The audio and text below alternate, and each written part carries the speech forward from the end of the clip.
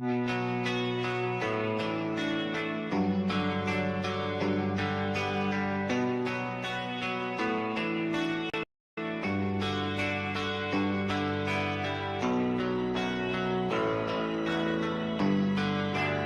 are you feeling?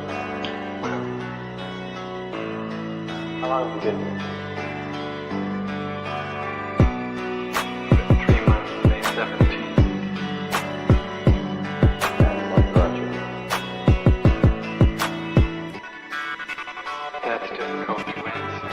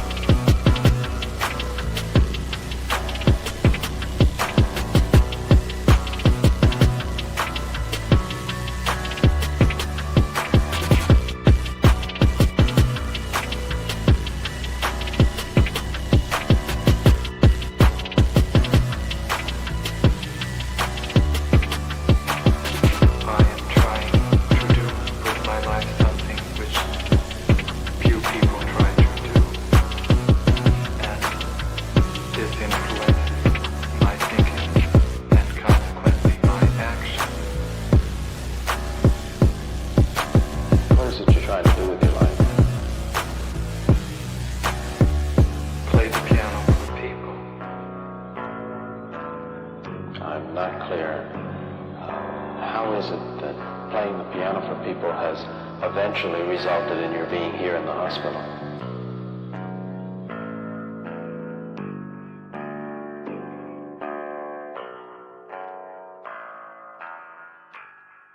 That's difficult to answer.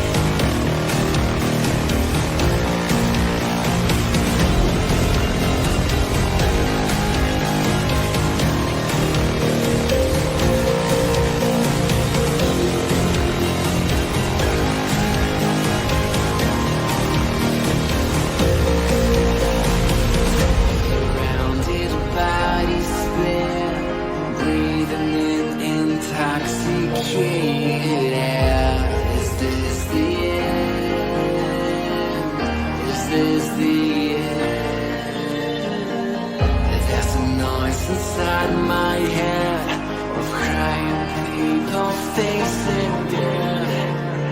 Is this the end? Is this the end?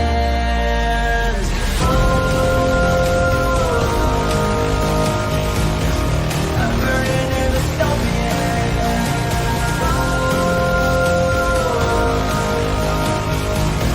There's no place to hide.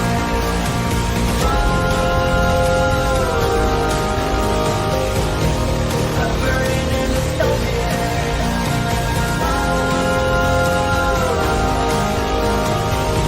This is the final genocide. What have we done to the world?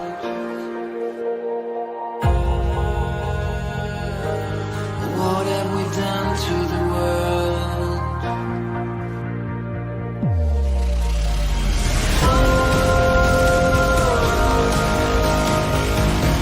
I'm burning in the dystopia.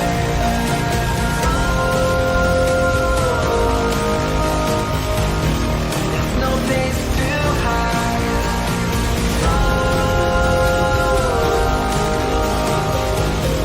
I'm burning in the dystopia.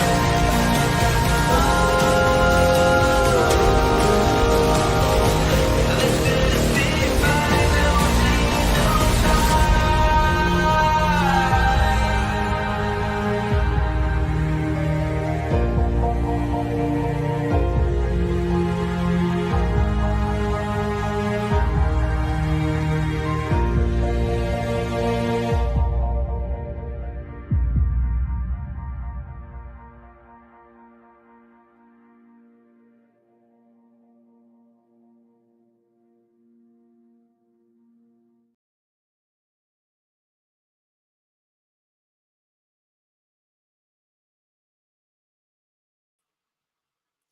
Hello. Hello. Hello. Hello. Hello. My computer is freaking out right now for some reason, and I'm trying to figure out why it's freaking out. Oh, okay. That makes sense. That makes sense. I have a lot of video files open that it doesn't like right now. Let's try to do that. Let's try to reduce the load on my computer a little bit so I can actually stream. That'd be nice. Hey, breaking news. Breaking news. I have red hair again. I know that, listen, my hair is usually one of the most commented things about me. And so apparently it's all people care about is if I shave my head, if I wear my hair on one side, if I dye my hair, if I cut my hair, if I have sex hair or non-sex hair, depending on, things. So breaking news, my hair is red. Again, I literally, that was part of what made me so late. I literally just dyed it and I kind of underestimated the amount of time that I needed to dye it. So that's what made me late. And so it's still wet. And so congratulations, you guys are seeing it for the first time on the internet. Listen, what a ways I've come being on the internet. I don't even mind being crazy on the internet anymore. No, I'm not going to dye. I actually do have blue hair. I actually do have it because I almost dyed my hair blue for one of the undercover things I went to. So I do actually have a random box of blue hair dye just sitting around just in case for later use. Yeah, red hair, red shirt. Doesn't exactly match, but it was, it was the shirt that was on the shelf in the bathroom. So that's the shirt I'm wearing. Anyway, sorry I'm late, guys. We do have some stuff to cover today. Now, listen, I want to do something a little different today. I was really there's actually a lot of fun things we could cover. Let me show you some of the things we almost watched today. So there's a new webinar up from Firestorm Books called Emotional Tools for Non-Monogamy to try to train people on how to be polyamorous. We're definitely going to watch that someday. That's absolutely going to happen. I also found this video the other day, Why Capitalism Separates Us from Nature, introducing Murray Bookchin and the Ecology of Freedom. Yeah, we're definitely going to watch that video someday. I don't know exactly what to make of this video. I'm kind of intrigued by it. I don't know what the Coder Institute is. George Orwell's 1984, Fiction and Reality in Today's Political Era. Are they going to be on the left? Are they going to be on the right? What are they saying is Orwellian? I'm kind of intrigued by that, I have to say. But, you know, when I started thinking about what I wanted to watch today, I was like, I just don't feel like watching any of those. None of those are appealing to me at all right now. And so I decided to go with the old standby, which is, of course, anti-Semitism. Now, listen, and there is a purpose to this. So we are going to be watching a documentary called Blind Spot that has been produced by a Jewish organization that makes their case for why college campuses are just deeply anti-Semitic. And we're going to consider it. Listen, I have been deeply, deeply critical of all of the Zionist bullshit. People know that. I don't hate Jewish people. I don't care if people are Jewish. But what I will say is I have seen an awful lot of bullshit narrative come out of the Zionist Israel side of the internet. Everything from the student protesters are pro-Hamas. They're not. We know they're not. Everything from the student protesters are Jew haters that want to eradicate all the Jews. No, they don't. And they're not. The student protesters are many, many, many things, but they're not anti-Semitic Jew haters. Everything from the colleges are perpetuating anti-Semitism and we need to defund the colleges because they're being anti-Semitic. Completely untrue. That is a made-up narrative by the Trump administration. You can hate the colleges for any number of reasons, and we do. We are not on the side of the colleges here. But to say that the colleges are being anti-Semitic is just raging bullshit. To say that people can literally be deported that are here legally for speech you don't like against the Israeli government, that's some bullshit.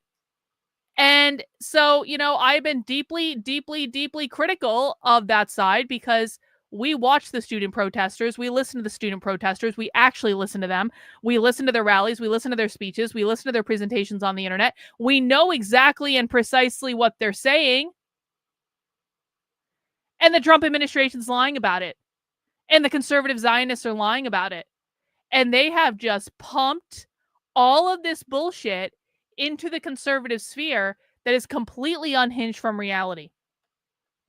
And so I've been deeply critical of them, and I believe rightly so. I believe that this position, the position that I'm taking, is the correct position based on truth, based on reality, based on all of the evidence.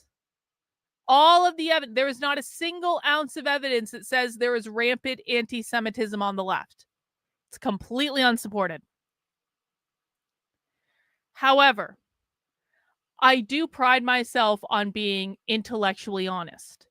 And I do pride myself on being, I think, one of the few people on the internet that actively proactively seeks out information from people that I think I'm going to disagree with. And I keep an open mind about it. I watch the full thing. I let them make their argument. And then I decide what I believe. And sometimes people are able to change my mind and sometimes people aren't. And so I don't want anyone saying, well, Karlyn just isn't even looking into the claims of Jewish students and how oppressed Jewish students are. And Karlyn is an anti-Semite because she refuses to listen to the Jewish students. Shit. I just dropped my glasses on the floor. That's okay. I got them. Crisis averted. So I don't want anyone to be able to say that. So we're going to watch this documentary. And we're going to consider the other side of the story. And we're going to assess whether or not this documentary is telling the truth or if it's just another heaping pile of bullshit. And I am open to both outcomes. But I am going to remain hinged into reality. I've seen what I've seen. I've heard what I've heard. I've been studying these people for literally years. And my suspicion is that these people don't have a case and that this is all going to be bullshit propaganda. However, I am going to keep an open mind about it. And you guys know, for people who watch my channel for a while, I call balls and strikes. Even if I don't like someone, if I think that person is correct, I will still say, I'm on their side. Like Candace Owens, for example. I don't personally like Candace Owens. I think Candace Owens is a narcissist. I don't want to be like, well, I don't know. I'm kind of starting to change my tune on Candace Owens because she's doing really good work. But generally speaking, I do not like Candace Owens at all. But listen, when Candace Owens does good work, like she did with the USS Liberty, or she did with that documentary on Brigitte Macron, which was actually incredible work. When Candace Owens does good things, I will say Candace Owens is doing good things, even if I don't personally like her. Same with this. If I believe that this Jewish organization made a really good documentary that is hinged into reality and tells a truthful story, I will say that. Okay? I don't necessarily think that like all, it sounds horrible to say this. I was just saying this to someone on Twitter yesterday. Like I'm about to say something that's going to get clipped out of context. I'm going to let you guys know that right up front. I was having a conversation with someone on Twitter yesterday where basically this person was trying to convince me that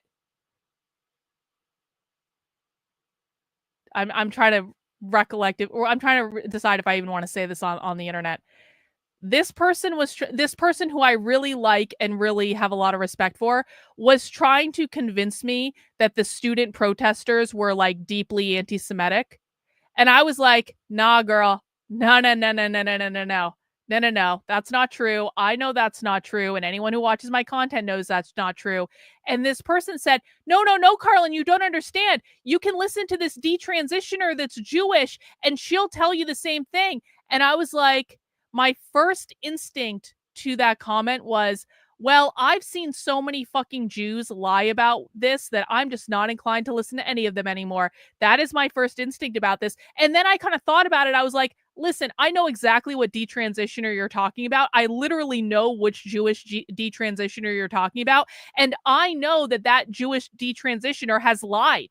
I know that Jewish detransitioner has not looked at evidence that contradicts the perspective that they want to have. I know that for a fact. Do you want to know how I know that? Because I showed that Jewish detransitioner evidence and they fucking ignored it to continue shilling their narrative. Now, they're young. I forgive them for that because they're young and they're stupid and they think they're doing the right thing. So I can overlook being young and stupid, but don't tell me to listen to someone who overtly fucking lies, who ignores evidence, and then say all opinions are created equal. No. Not all opinions are created equal. That's just not real. Not all opinions are created equal. Well, I'm siding with Harvard over the Trump administration as well, because what the Trump administration is doing at Harvard is actually bullshit, and Harvard's going to win this fight. And I don't like Harvard. I'm not on Harvard's side generally, but if you force me to choose between Harvard and the Trump administration, what the Trump administration is doing is bullshit. that I don't know how conservatives haven't figured out yet that literally every bullshit move they try to pull on the left will eventually use against them to a much greater degree than conservatives ever imagined it was possible for them to get fucked over. Anyway, so we're going to watch this documentary today because I'm going to keep myself intellectually honest. I'm going to keep you intellectually honest. I want to see what they have to say. I want to see a different perspective. And so that's what we're going to do. Before we get into that, I have a couple announcements. Hey, listen. Here, let me give you a little bit of hope, Max. Let me give you a little bit of hope. The value of a Harvard degree is literally never going to go down. So get the fucking degree, get out of the system, go into the real world. At least you get to be in Boston, right? Boston's a pretty great place to be. It's summer in Boston. Come on, nothing better than a summer in Boston. I spent many summers in Boston. All right. So I have a couple announcements before we get started. Number one, the Institute for Research into Male Supremacism is unhappy with me. They're unhappy with me. They're unhappy that I recorded their conference. They're unhappy that I am making clips of their conference publicly available to educate the public. It took them several days, but Alex, who is the director of the center, is just the type of uptight, stick-up-her-ass woman that I knew she'd do something like this.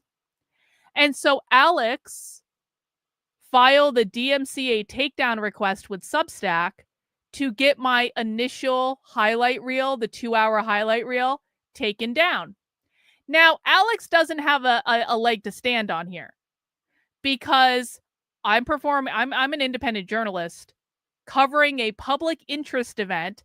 I didn't just put the full videos of the event up on the internet. I could have put the full videos of the event up on the internet. I didn't do that. I created a curated package of clips from the event, which we then used to show people the nature of things being discussed at this event. I did additional commentary around the package. I'm releasing clip after clip after clip, which, by the way, she can't do shit about that either. And the thing of it is, I'm making it available to the public for free as a public interest event because I'm an independent journalist covering stuff like this. And I'm always going to win these cases. I'm always going to win every single time. Now, how it works with Substack is that when Alex tries to get my stuff taken down, and Substack did take the post down, they're just doing what they're supposed to do. How it works is she files the request to get the content taken down, Substack takes it down, and then Substack emails me, and I get to file a counterclaim. And the counterclaim is basically to the effect of what I just told you guys. I'm an independent journalist. This is obvious fair use. I didn't just put your event out on the internet. I made it free for everyone. I'm not profiting off of it. I'm not costing you any money because people can't actually access the full event from me. They would still have to go to you. And so all of these things bubble up to make this an obvious case of fair use. Okay. So that was the counterclaim basically that I filed. There's a little bit more legalese and wordy and whatever. So the counterclaim has been filed. Now, Alex has 10 days with which to provide Substack with evidence that she is suing me. If Alex does not provide Substack with evidence in 10 days that she is suing me, then Substack's going to put the post back up because she's just fraudulently trying to abuse their DMCA takedown process and they know what's up. And I think that that's probably what will happen. I don't think we're ever going to hear from Alex again because Alex doesn't want to sue me. Let me explain to you why Alex doesn't want to sue me. Alex doesn't want to sue me because this is a First Amendment case. I would get a public interest attorney like that. It wouldn't even be that difficult to get a public interest attorney on this specific thing. And if Alex decides to sue me and I get a public interest attorney, we go into a discovery process at some point, which gives me additional insight into the Institute for Research on Male Supremacism. And most importantly for me, we would probably get access to their donor rolls. Alex, we get access to your donor rolls. You understand that, right?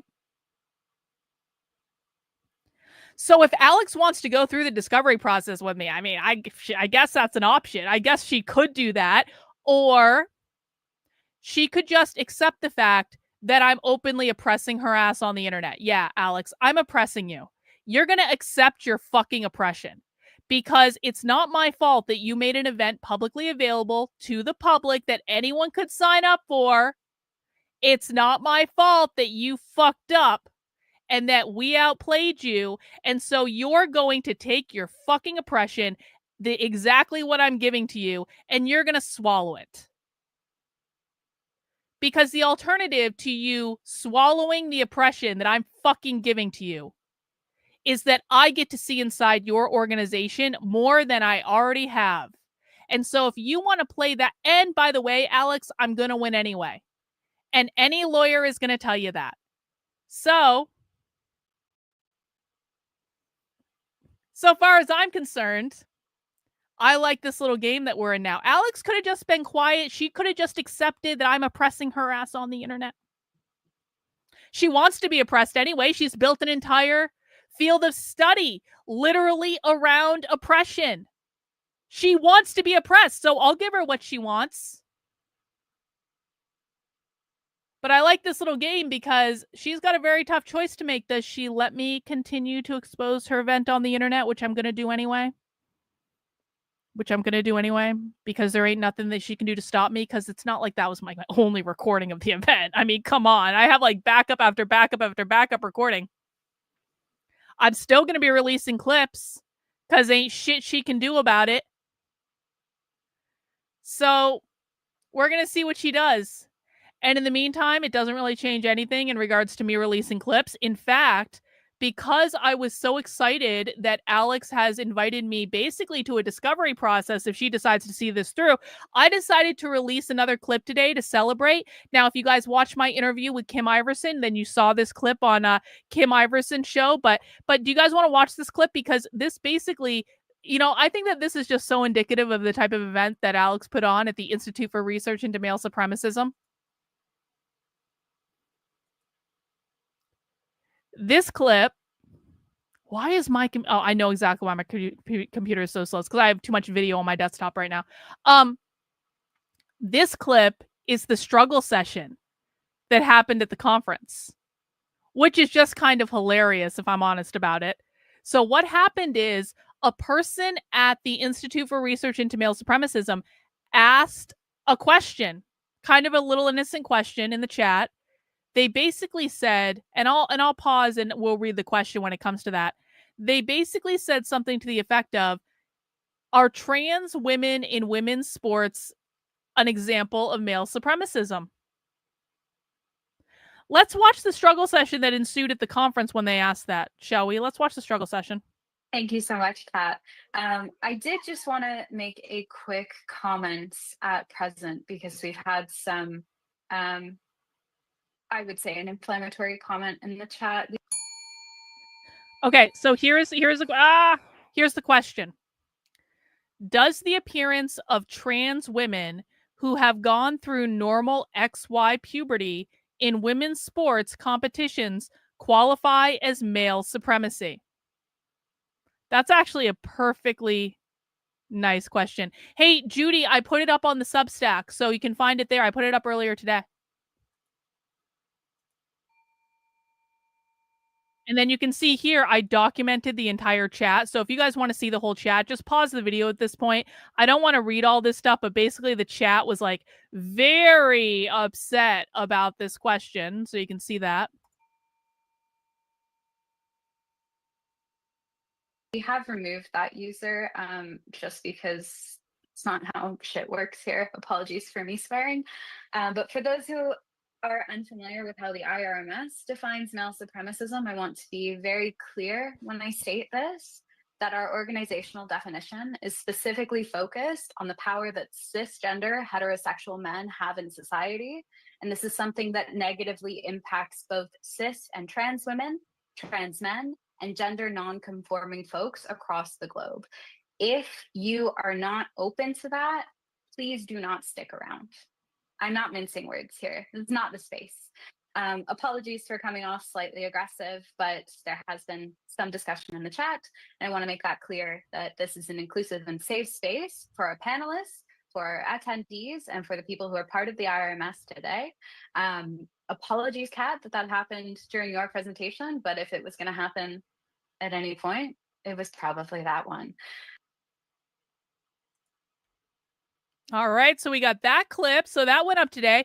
Also, though, I did release another set of clips.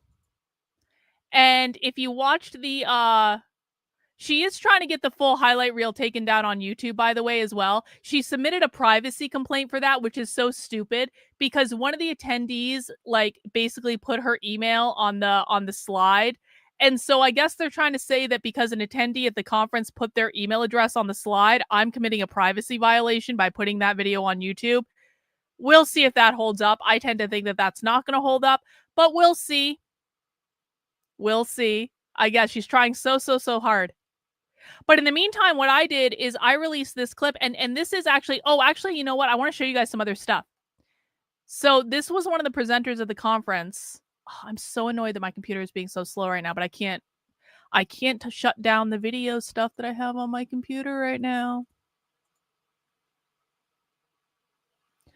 So we are about to see a woman named Karlyn Borysenko.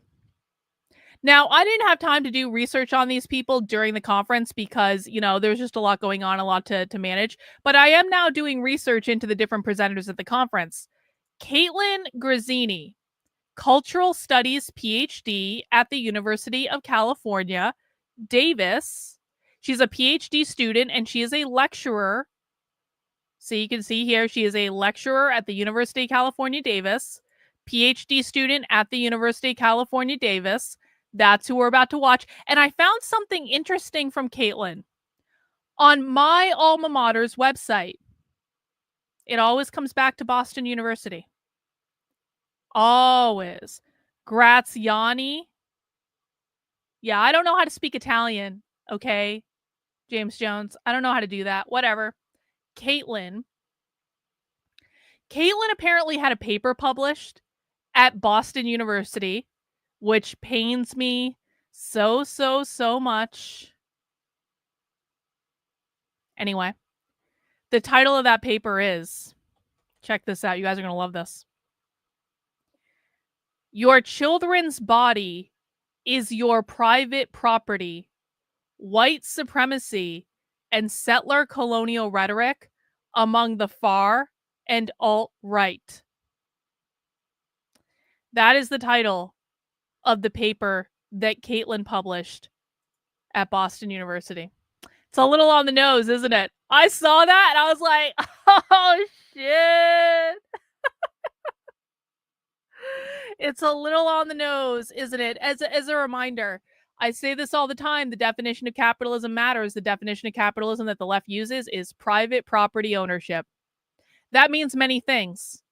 One of the things they mean when they say private property ownership is parental rights. They consider parental rights to be a form of private property ownership, making children literally your private property. Now, people don't believe me when I explain this to them. They look at me like I have their heads like, Karlyn, what the fuck are you talking about? I'm like, no, that's what the left believes. They believe that children, if parental rights exist, children are the private property of their parents, and it's basically a relationship akin to slavery. That's what they believe. And so now I'm showing you a paper written by a crazy woman that we're going to watch this clip of, with the title, Your Children's Body is Your Private Property, White Supremacy and Settler Colonial Rhetoric Among the Far Right and Alt-Right. So it's a little on the nose. We're not going to read this paper. I just thought you guys would be interested in the title. But what I do want to show you is the clips that we have of Caitlin. So let me set up the sound.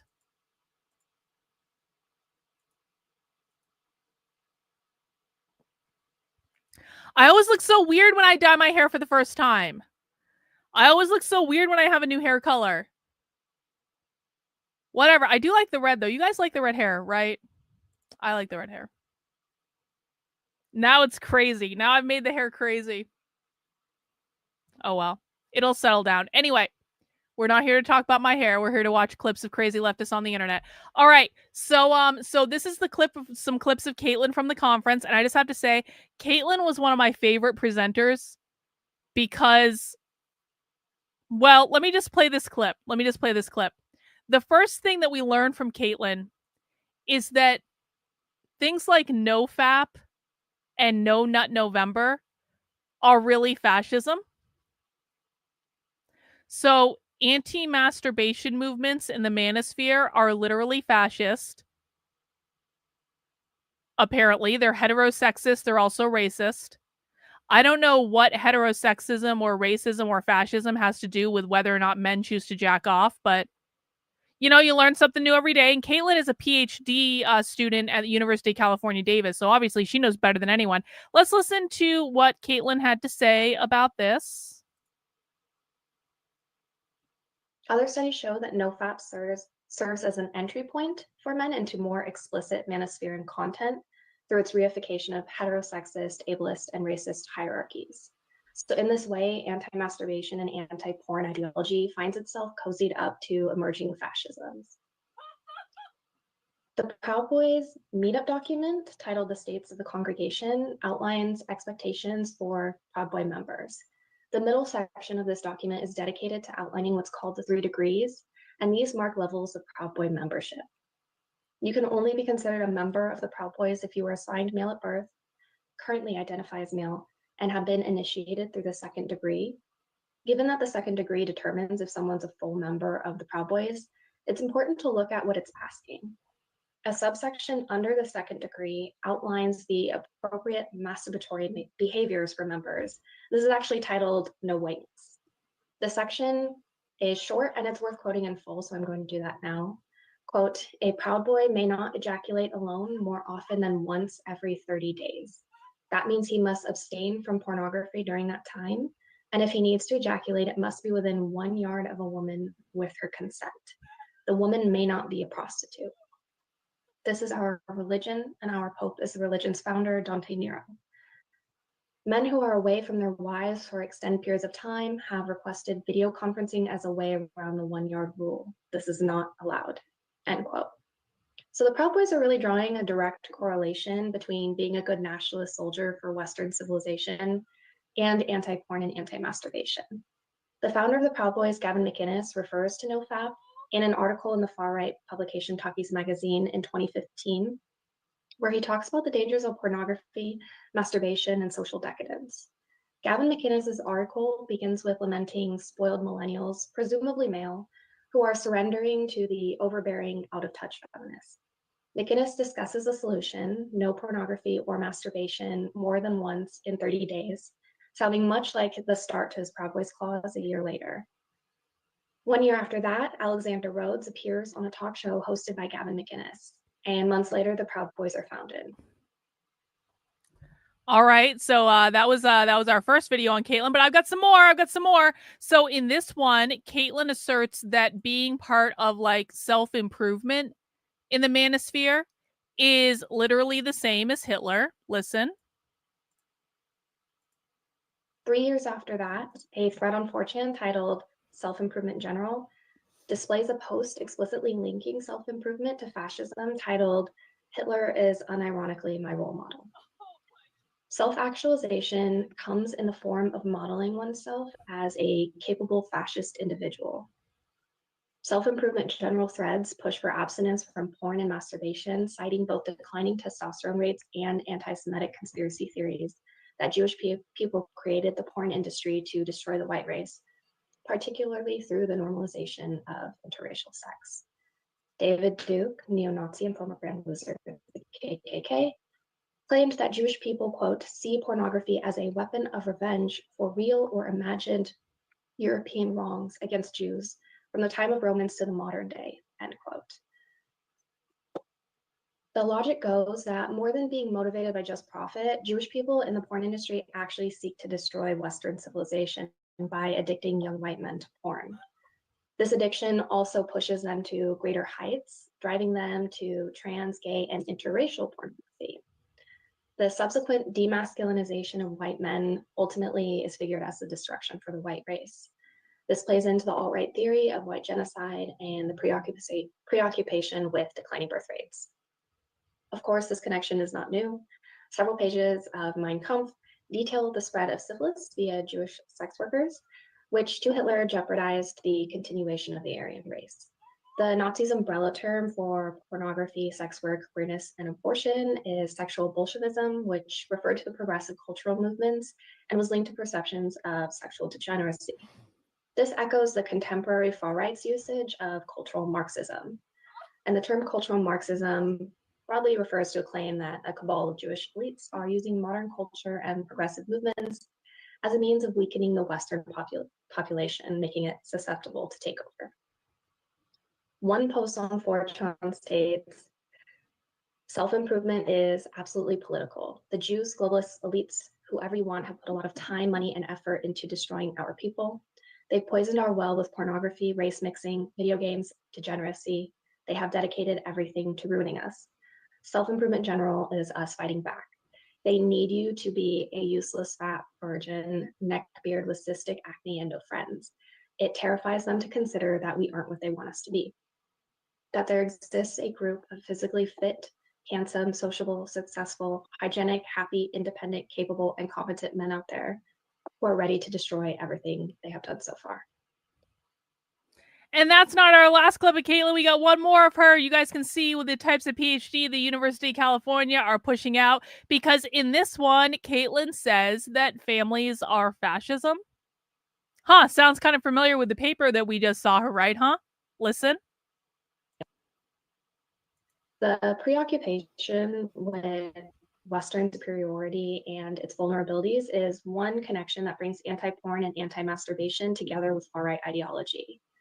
The Proud Boys draw a line between the promotion and superiority of the Western world with sexual restraint and abstinence from porn, and linking porn and by extension sexual excess to a Jewish plot to destroy Western civilization through the feminization of white men, depleted testosterone and virility, and cuckolding, furthers this logic and echoes the history of mobilizing racialization and sexual dangers for nationalist ideology. Masturbation and porn signal the ever-present specter of racial degeneration. A post in r/nofap states, quote, "White people are being outbred by Muhammad, Jamal, Chang, and Enrique.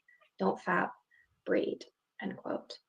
Anti-porn and anti-masturbation movements are just as preoccupied with the concept of the family as the far right is, with members frequently discussing the aspiration to find a lasting relationship, have children, and focus on building a family. McInnes's article detailing his no-fap journey is full of references to better, more successful marriages and couples who are finally able to conceive once the husband gives up porn and masturbation. So that's Caitlin. That is Caitlin in her talk at the Institute for Research into Male Supremacism. Now, I didn't have a chance to put those clips up on the Substack today, but I will be putting them up on the Substack, Alex, along with that clip of your struggle session, Alex, and any other fucking clips I want, Alex, because you have no ground to stand on to try to DMCA independent journalism about your event, which is a publicly available event that anyone could sign up for. And so if you want to try to DMCA takedown me on everything just to be an annoying cunt, we can play this game and I will counterclaim every single one of them.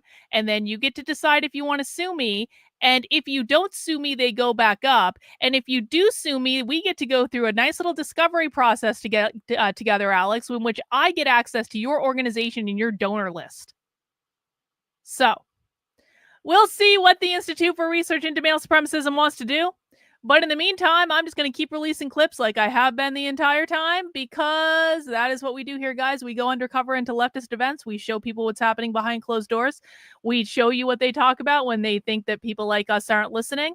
And I also think it is ironic that Alex from the Institute for Research into Male Supremacism literally hosted a conference in which, how many times in that conference did they talk about going undercover at right-leaning events? How many times did they at that conference talk about the fact that they study us, they study our internet cultures, they go onto our websites, they go to our events, they take notes about us, they research us meticulously? But when the same thing happens to them, all of a sudden, it's not okay. Seems a little hypocritical to me.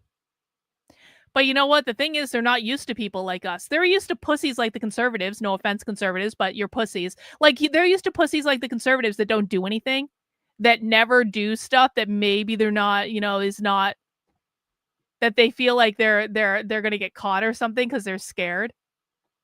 But we'll see. We'll see. Well, Kev, they issued a DMCA takedown on the highlight reel. So the Institute for Research. So basically, it's not that big a deal. They're not threatening me, but I'm gonna win and they're gonna lose, and it's gonna be great. I'm gonna win either way, so it's gonna be great for me. Hey, one more thing before we get started. I know that I said I was never going to talk about Josh Slocum again on this channel after I talked about him, what was it, yesterday? Where I explained that Josh Slocum literally for weeks now has been using my dead dog to harass me. And I posted the clip today if people want to go watch it. I'm not going to rehash the whole thing because it is undisputed that Josh Slocum, who claims to be an expert in internet personality disorders, is continuing to use the death of my dog to harass me. He's been doing this for 2 weeks. Done all these tweets about me.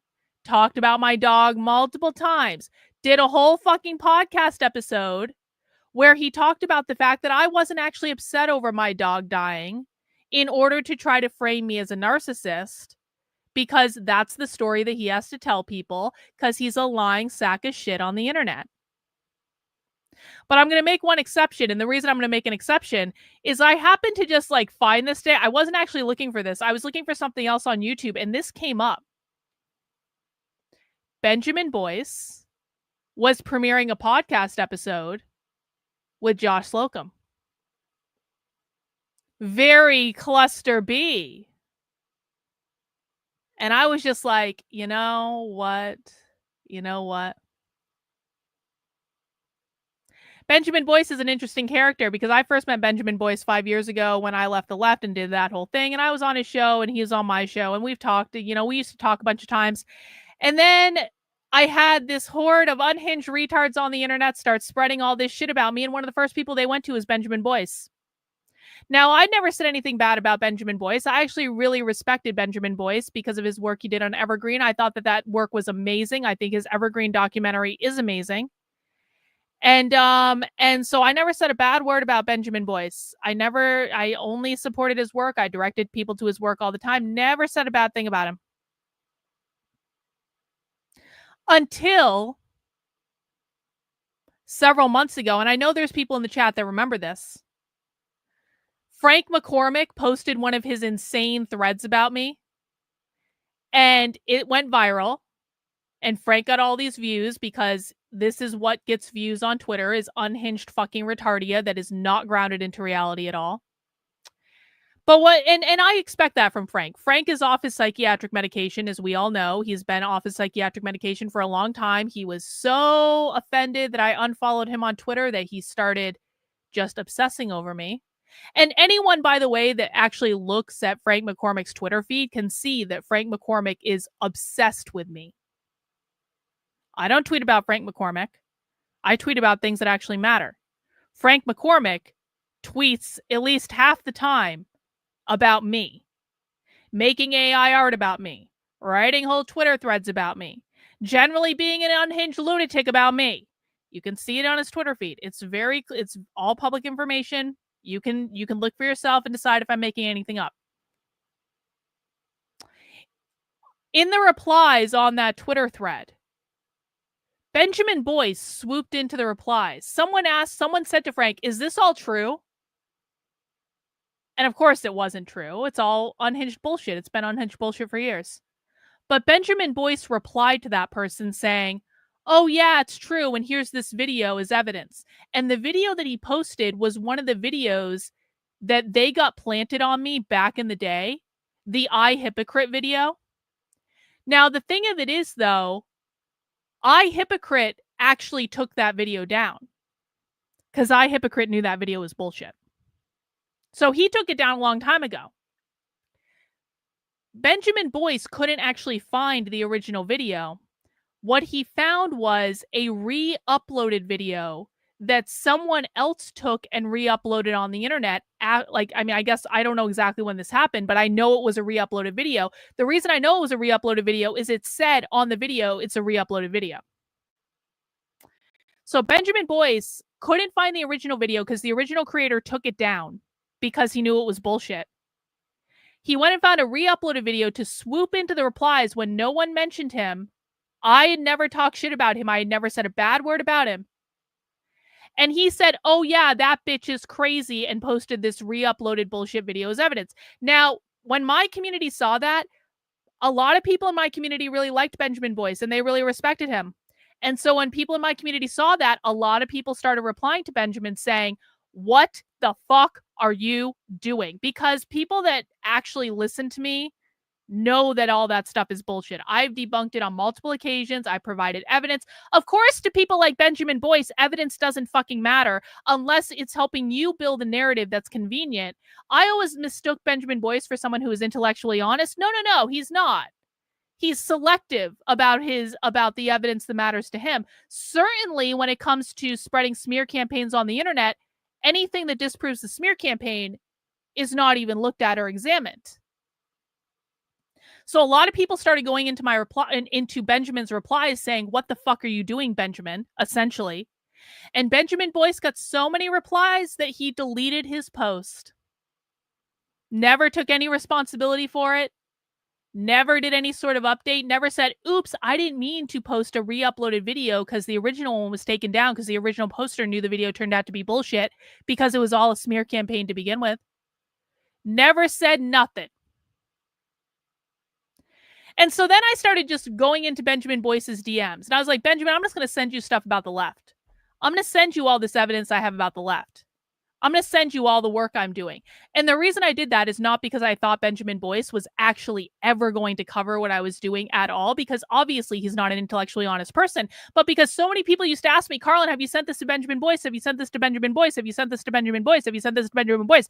And I wanted to always be able to say, yes, I have sent it to Benjamin Boyce, and Benjamin Boyce refuses to look at evidence. This has been going on for months. I can show you all the DMs that I've sent Benjamin Boyce of all the leftist coverage that he has just completely ignored because it's not convenient to the smear campaign that Benjamin Boyce wants to spread for some reason. And I have no idea what I ever did to him because I never said anything about him other than things that were positive. And I kind of figured that this would all just kind of continue on in the same. So I have to say I was a little surprised to see that the people that Benjamin Boyce is cozying up to while claiming to be the voice of sanity on the internet is literally someone that is harassing me over the death of my dog. Maybe Benjamin Boyce doesn't know. It's entirely possible. I think he ignores evidence that doesn't say the things he wants it to say all the time. Maybe Benjamin Boyce doesn't care. I think that that's probably more likely. But I just want everyone to see this. I said this in the clip yesterday, and I really want to make sure people see this. If you lay down with retards like Josh Slocum, you know what? Retard is actually too nice. Retard is actually too nice. I think Josh Slocum is way, retards can be forgiven for being retarded, right? We all do retarded things sometimes. I can forgive I can forgive people for being retarded. Josh Slocum is an evil, vile piece of human garbage.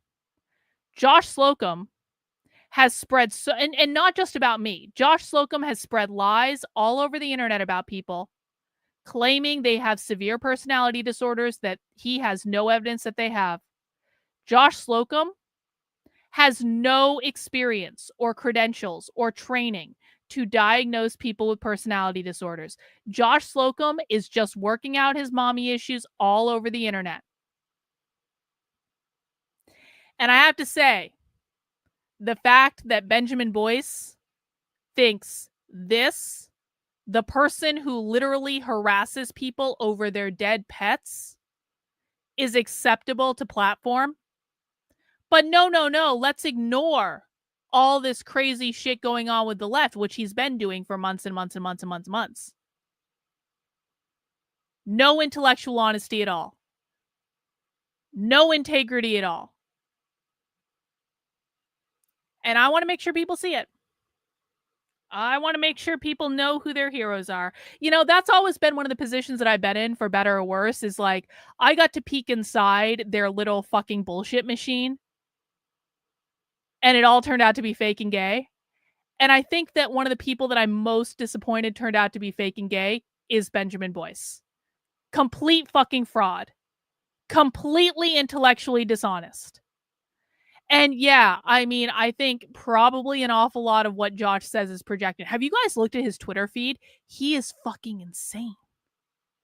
If you just look at his Twitter feed, I don't know how you can assess that he is the person that should be giving out psychological advice to people.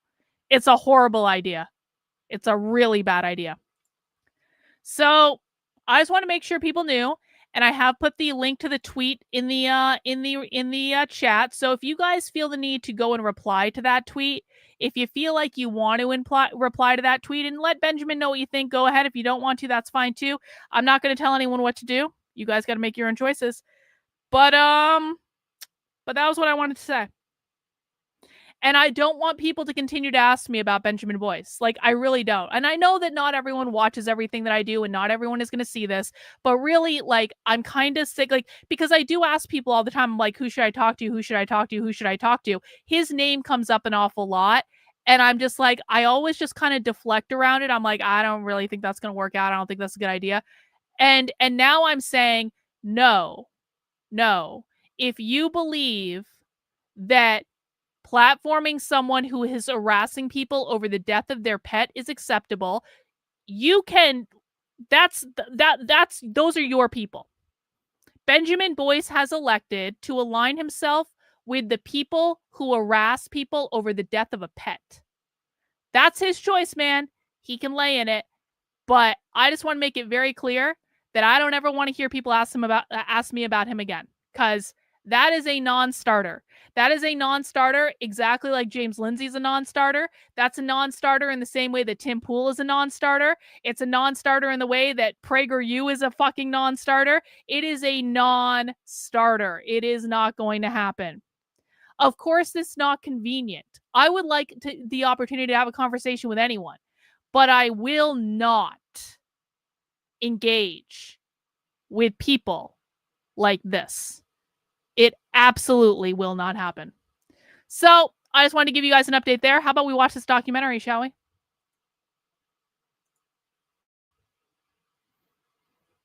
I don't know if I like the red. I used to like the red, and now I don't know if I like the red anymore. I just need to get used to it. I had brown hair for too long. I also need to probably dry my hair and blow dry it and all that stuff. I don't even know. Did I even dye it correctly? Man, maybe I should have gotten it professionally done. No, I would never do that.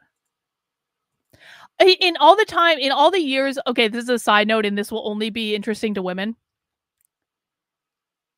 I have been dyeing my hair literally since I was a teenager, so I'm very adept at boxed hair dye.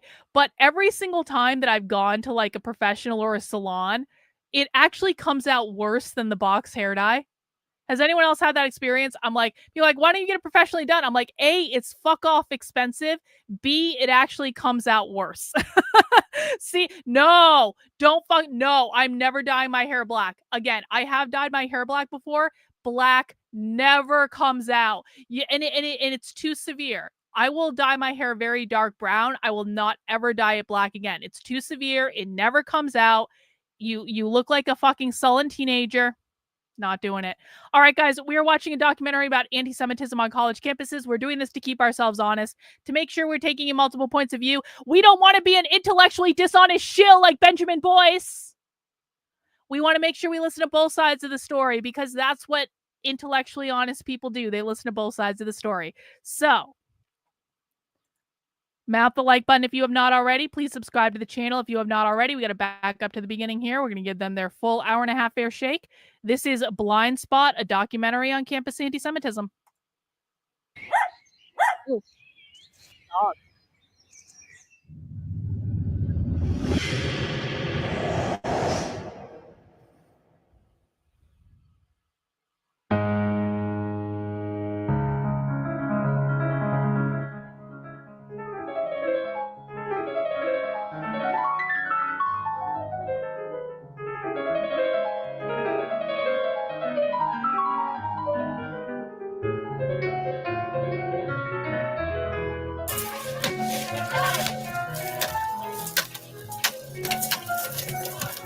As a reminder, these protesters are not anti-Jewish. That's not why they're protesting.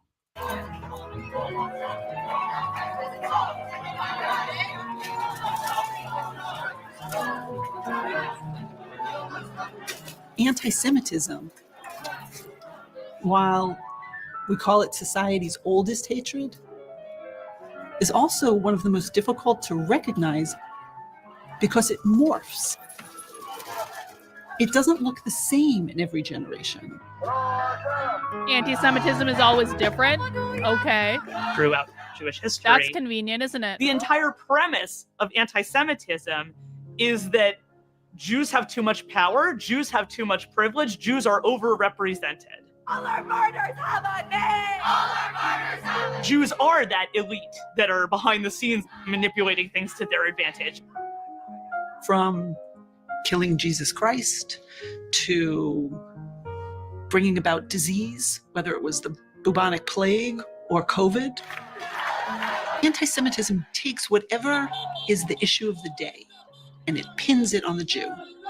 The last 75 years, we have a... I thought China brought about COVID. Did the Jews bring about COVID? I thought that was China. Like, are there actually people that say the Jews were responsible for COVID? Jewish nation state, the state of Israel. Today, you have individuals who say that Jewish state is the worst offender when it comes to human rights. Yes, true. Fact check, true. They are. The Nazis saw the Jews as the race polluters. This isn't propaganda. Don't fucking talk to me.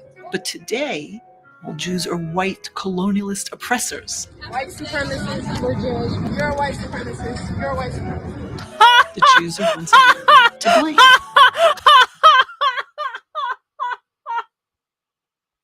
So the very first argument they're making in the anti-Semitism documentary is that saying someone is a settler colonist is anti-Semitism. Is that an intellectually honest interpretation of what's going on? Do you guys believe that that is an intellectually honest interpretation of what the protesters are saying when they say someone is a settler colonist? That they're being anti-Semitic by calling them a settler colonist? Is that right, or is that a made-up bullshit talking point? Let me know your opinions in the chat. Yeah, they're not saying that because they're Jewish. That has nothing to do with them being Jewish. Any other opinions? We just got Bot and Reagan here today. You guys are the only ones awake. Yeah, so let me explain. Let me explain for people who don't get it. Settler colonialism is another way of saying capitalism. What they're saying is that the settlers stole the land from the indigenous people and they colonized it under the oppressive force of capitalism, which is they privatized the land under capitalism to make it exclusionary rather than as part of the collective. Has nothing to do with being Jewish. You can also be European and be settler colonists. America are considered to be settler colonists. Every single college and university is considered to be a settler colonial institution because they stole the land from the indigenous on which to build the university. So saying that calling someone a settler colonist is anti-Semitism is an extreme overt lie that they're telling right at the beginning of this documentary in order to frame the narrative that they are the most oppressed people in all the world. I wonder how many other lies we're going to be able to easily point out just on the basis of actually listening to what the left says.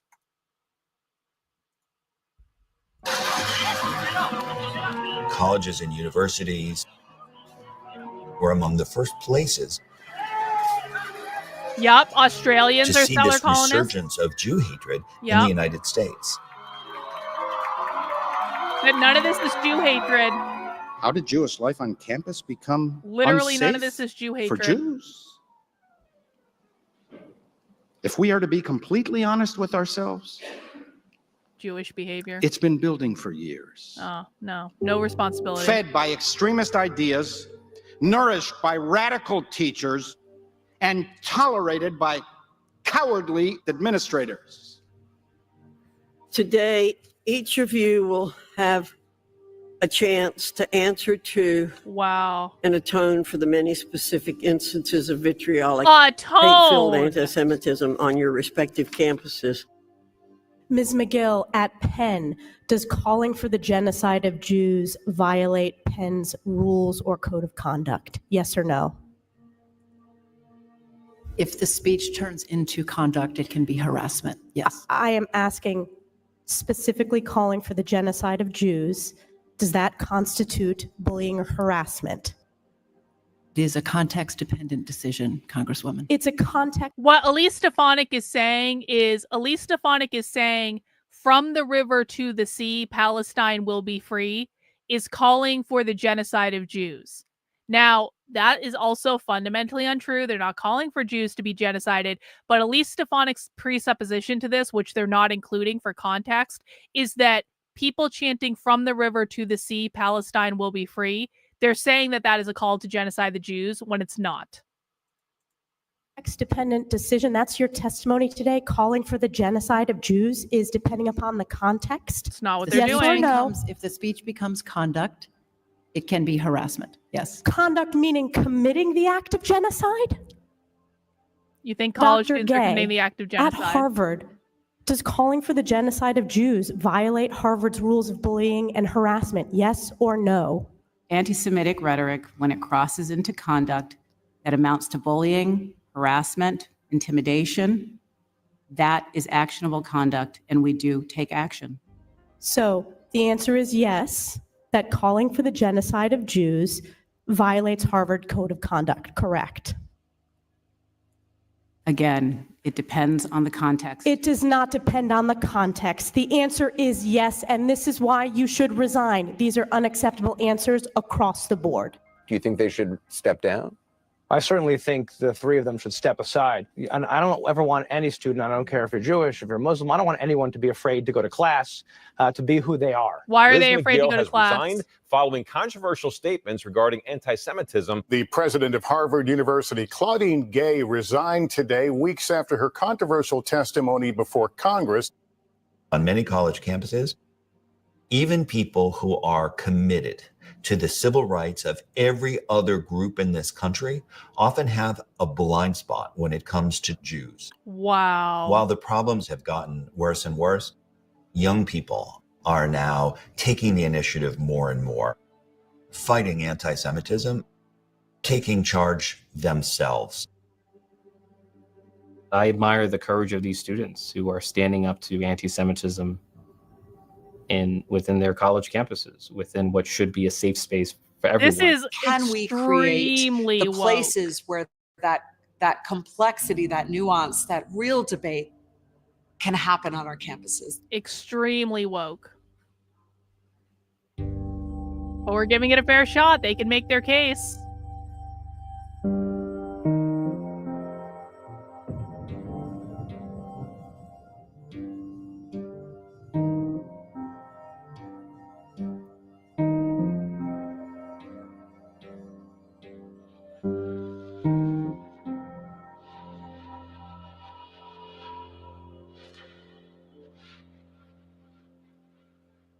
Yes, please, let's define the problem, shall we? Good idea. Let's start with a definition. George Washington University is unique. We are situated in the heart of Washington, D.C., just about 2 blocks from the White House, just down the road from Capitol Hill. The Jewish life here is pretty rich. GW is about 25% Jewish. We actually have 5 different Jewish organizations in total on campus, and I've pretty much dipped my toes into all of them, and they're all amazing. Hillel and Chabad are both very welcoming places that are vibrant and well attended. So being Jewish on campus is pretty good here, minus when bad things happen. Things started to happen, but I didn't foresee that it would become this routine and this repetitive. Unfortunately, this year, GW has experienced many forms of hate speech. In early November, there was an anti-Semitic incident on campus. A girl was videoed walking down the hallway of my dorm saying, we're going to bomb Israel, get out of here, Jewish pieces of you-know-what. What are we going to do to Israel? Bro, we're going to fucking bomb Israel, bro. Fuck out of here, Jewish pieces. You are ostracized and marginalized, even if you are a progressive and a liberal. She turns around and she says, hey, yo, we're gonna bomb Israel, you Jewish pieces of shit. And that caused all sorts of outrage at my school. She should have done that. I don't co-sign that.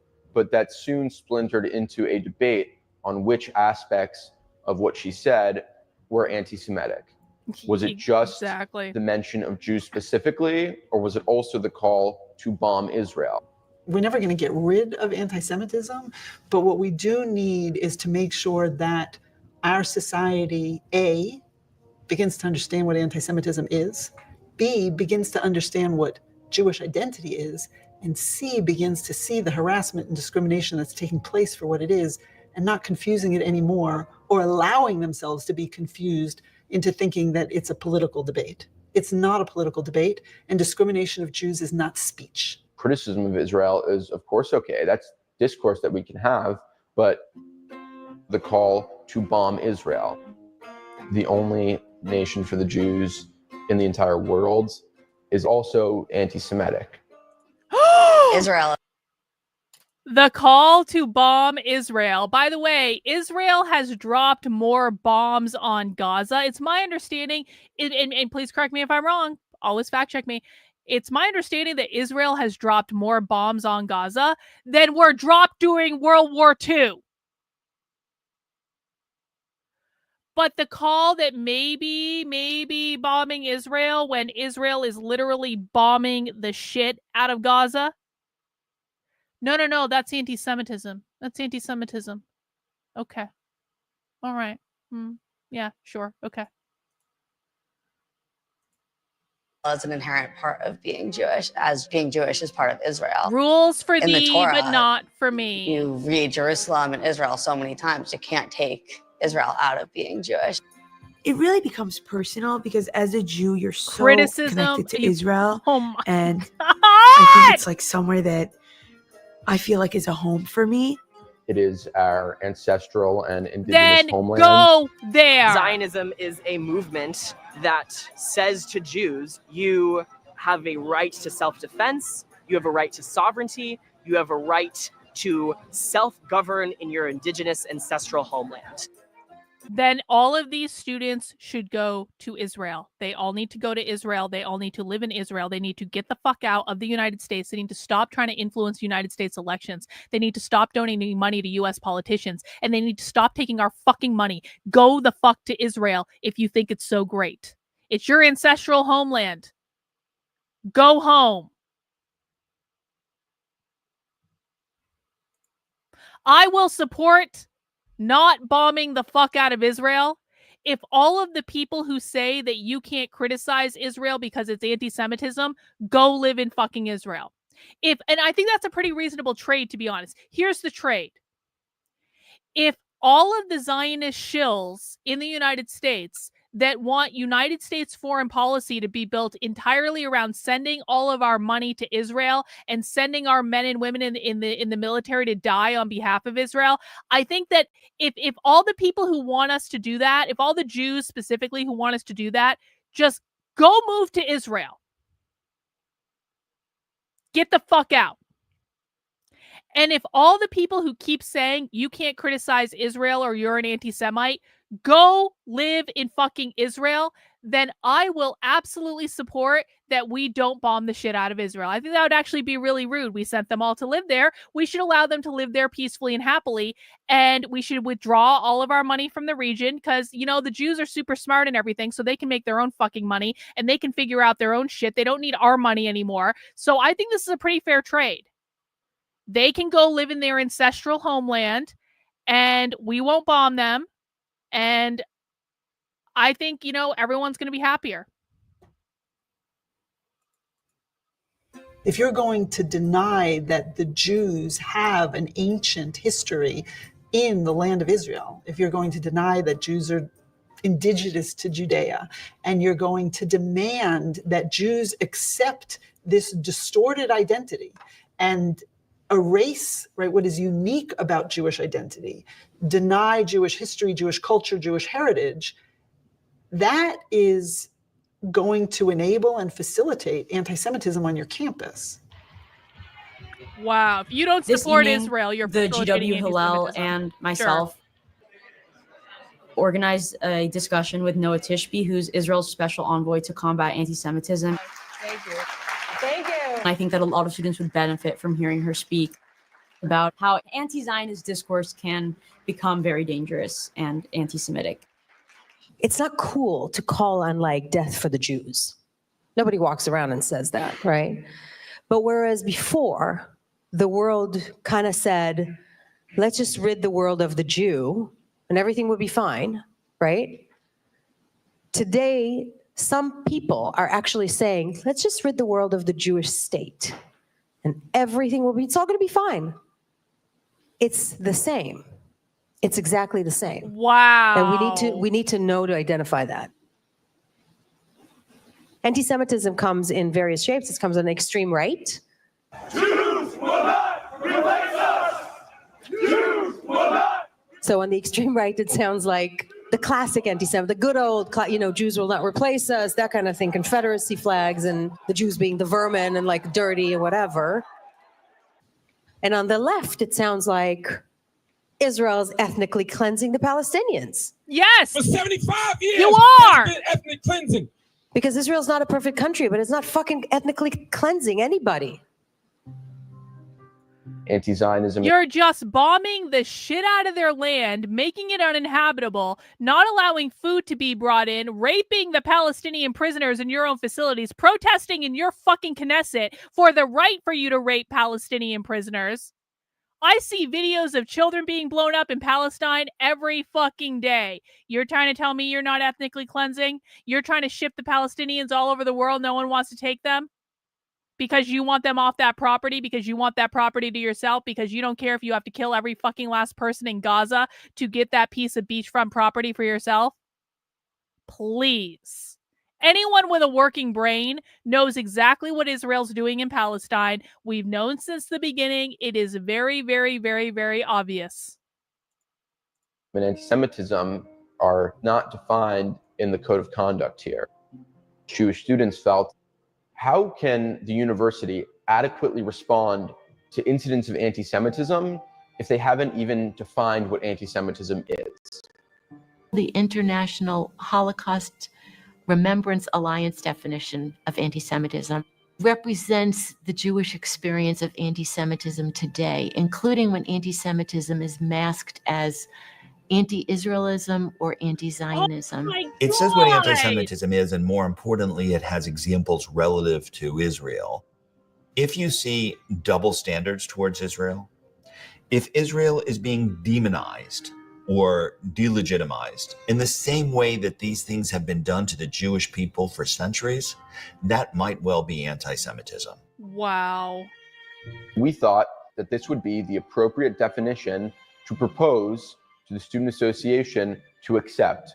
I stand before you today, urging you to support this resolution condemning anti-Semitism. Anti-Semitism is much more prevalent than you may think, manifested both violently and non-violently. The specific incident that prompted all of this is reprehensible, but it's just one instance that happened to be caught on video. I remember lots of late nights going to the Student Association to get bills passed with IRA, which never happened. This isn't about politics. It's about my right to live on this campus safely and the right of my fellow Jewish and Israeli students to carry their identities with pride. Since I was a little kid, my mom always told me that I'm gonna have to work twice as hard because I'm Jewish, because I'm Black, because I'm the child of a refugee. My husband was born in the former Soviet Union. We have 4 kids, 27, 23, 14, and 10. 3 boys and a girl at the end. Yeah, they're Black Russian Jews. They're proud of who they are and what they are and where they come from. Wow. And you can ask anyone in this room who's Jewish, who here has a family member who's a refugee? Raise your hands. Who here has a family member who fled persecution, who fled violence because of their ethnic, religious identity? Raise your hands. This is what you're looking at, okay? This is our story. We have a right to be connected to our homeland, and for you to deny that is absolutely ridiculous. I'm not going to put up with it anymore, okay? Jews originate from the land of Israel. The first time that he spoke on it, a lot of people saw and watched that it was a really big deal. A number of senators said that it needed to be amended to take out any mention of the Jewish homeland. This George Washington University Student Association Senate absolutely does not have the power, nor is it within our purview to recognize Israel's right to exist as a Jewish state. The problem clearly was not addressed at its roots. Raise your placard if you're in favor of adopting this First Amendment. Like high.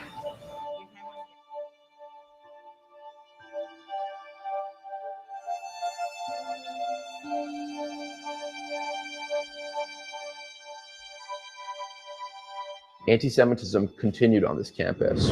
Police are investigating a vandalism attack at a George Washington University fraternity home. Among the vandalized was a Torah scroll. We had a Torah scroll that was vandalized inside a frat house, which was very, very distressing. Swastikas in dorm room halls and mezuzot have been torn off of doorposts. Who did it? It's disheartening, and we have to be strong together and be united. During my freshman year here at Berkeley, there was a public debate. There were about 200 pro-Palestinian students.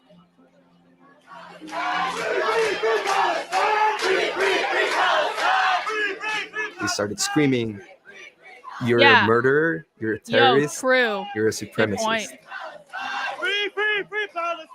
A friend of mine, she got approached by a pro-Palestinian student that said, "I'm gonna kick your ass."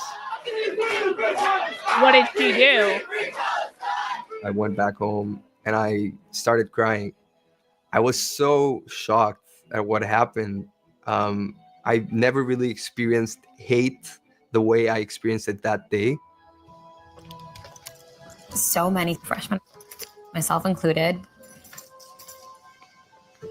get to campus and have no idea,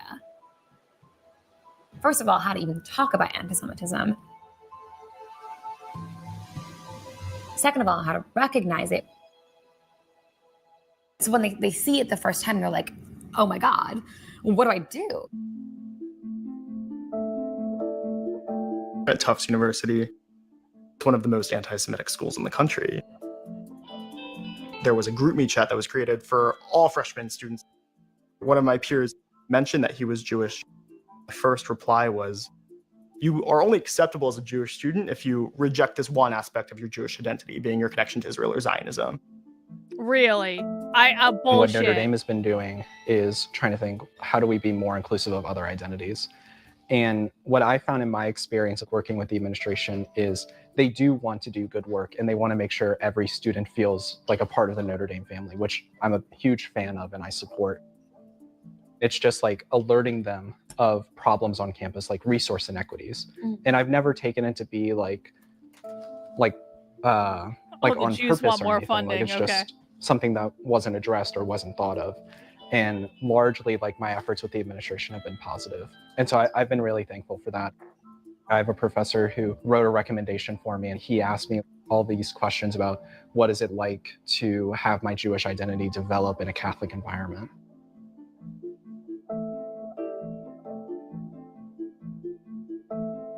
When I speak to professors or other students about being Jewish, it's celebrated and there's an opportunity for dialogue, especially from an interfaith perspective. Bob is the community relations director at the local Jewish Federation. Hey, Bob, how are you? Bob and I talk pretty frequently. The students who are experiencing anti-Semitism should be the ones to define it, identify it, and say how this is how we should combat it. There's a phrase in Hebrew called avodat kodesh. It means sacred work. Yeah. And you guys are doing avodat kodesh. Thank you. Yeah, absolutely. Yeah, we're trying to do that every day. Go Irish. Yes.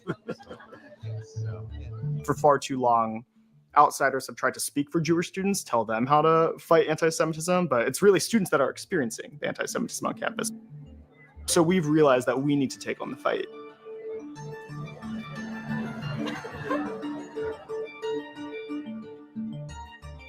I'm studying data science at Berkeley. Both my parents went to universities in Russia. I'm the first one within my family to be born here and get to go to university here. My parents actually hate talking about their time in Russia. It's always something that, I have to force into conversation because I think for them it's not the most fond memories of not being able to express themselves. Понимали. Ты будешь интервью делать по-русски тоже? Конечно, и на иврите. Они мне сказали, что Here at Berkeley, it's sort of a similar thing. Do I go into a conversation saying that I'm Jewish, that I'm a part of Jewish on campus, or do I kind of avoid that? There's different kinds of anti-Semitism that you see here. They start calling Israel an apartheid state.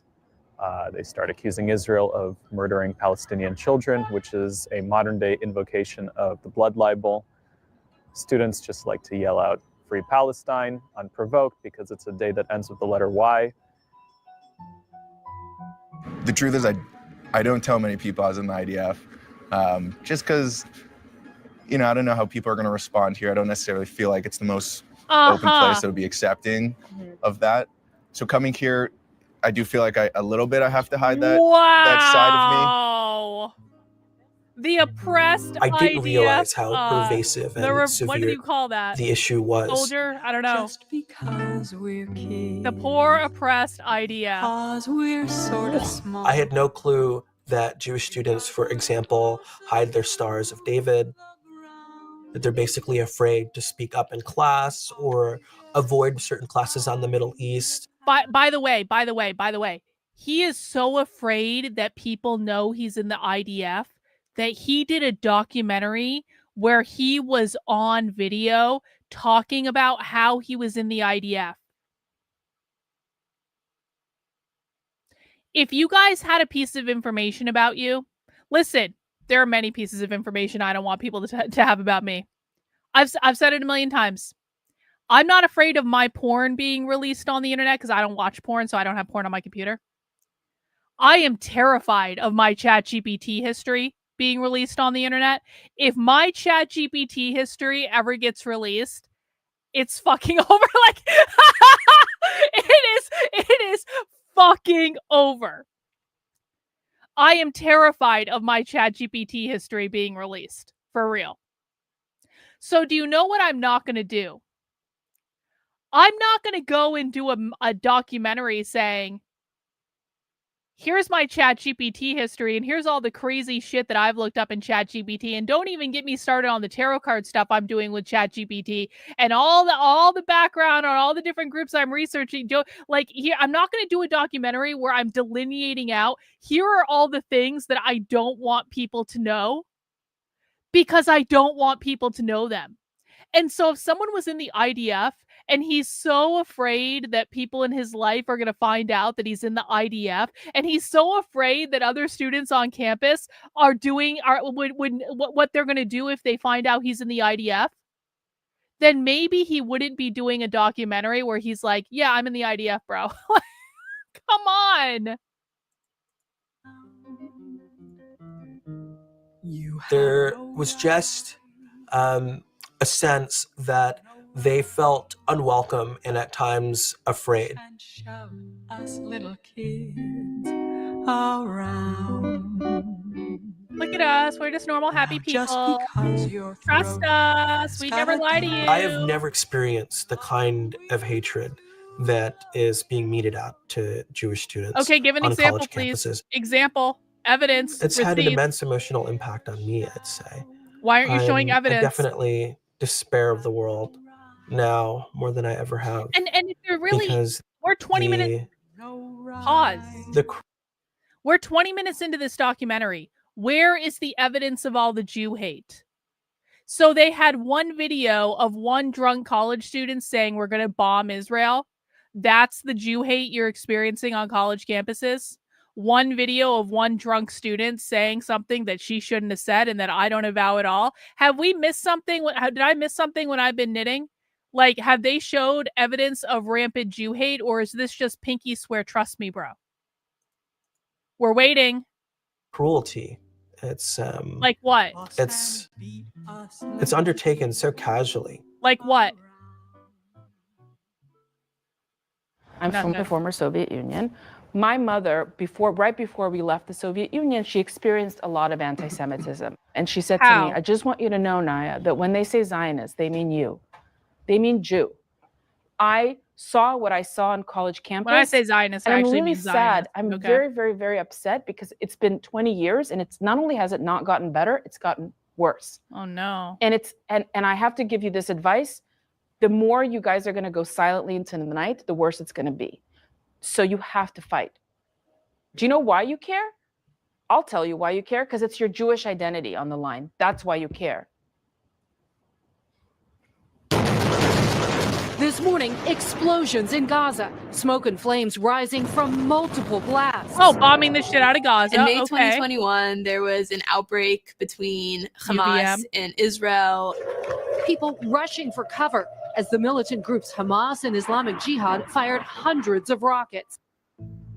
The spring of 2021, my support of the basic right of Israel to exist was more controversial than I realized. I had experiences where I had one student who complained that I supported Israel, went to my department chair and complained about that. I had a professor who who I didn't know send me an email that basically said, I've become aware that you're a supporter. I interpret it as kind of like we're watching you. 2021, when hostilities increased between Israel and Palestine, to me was a real turning point.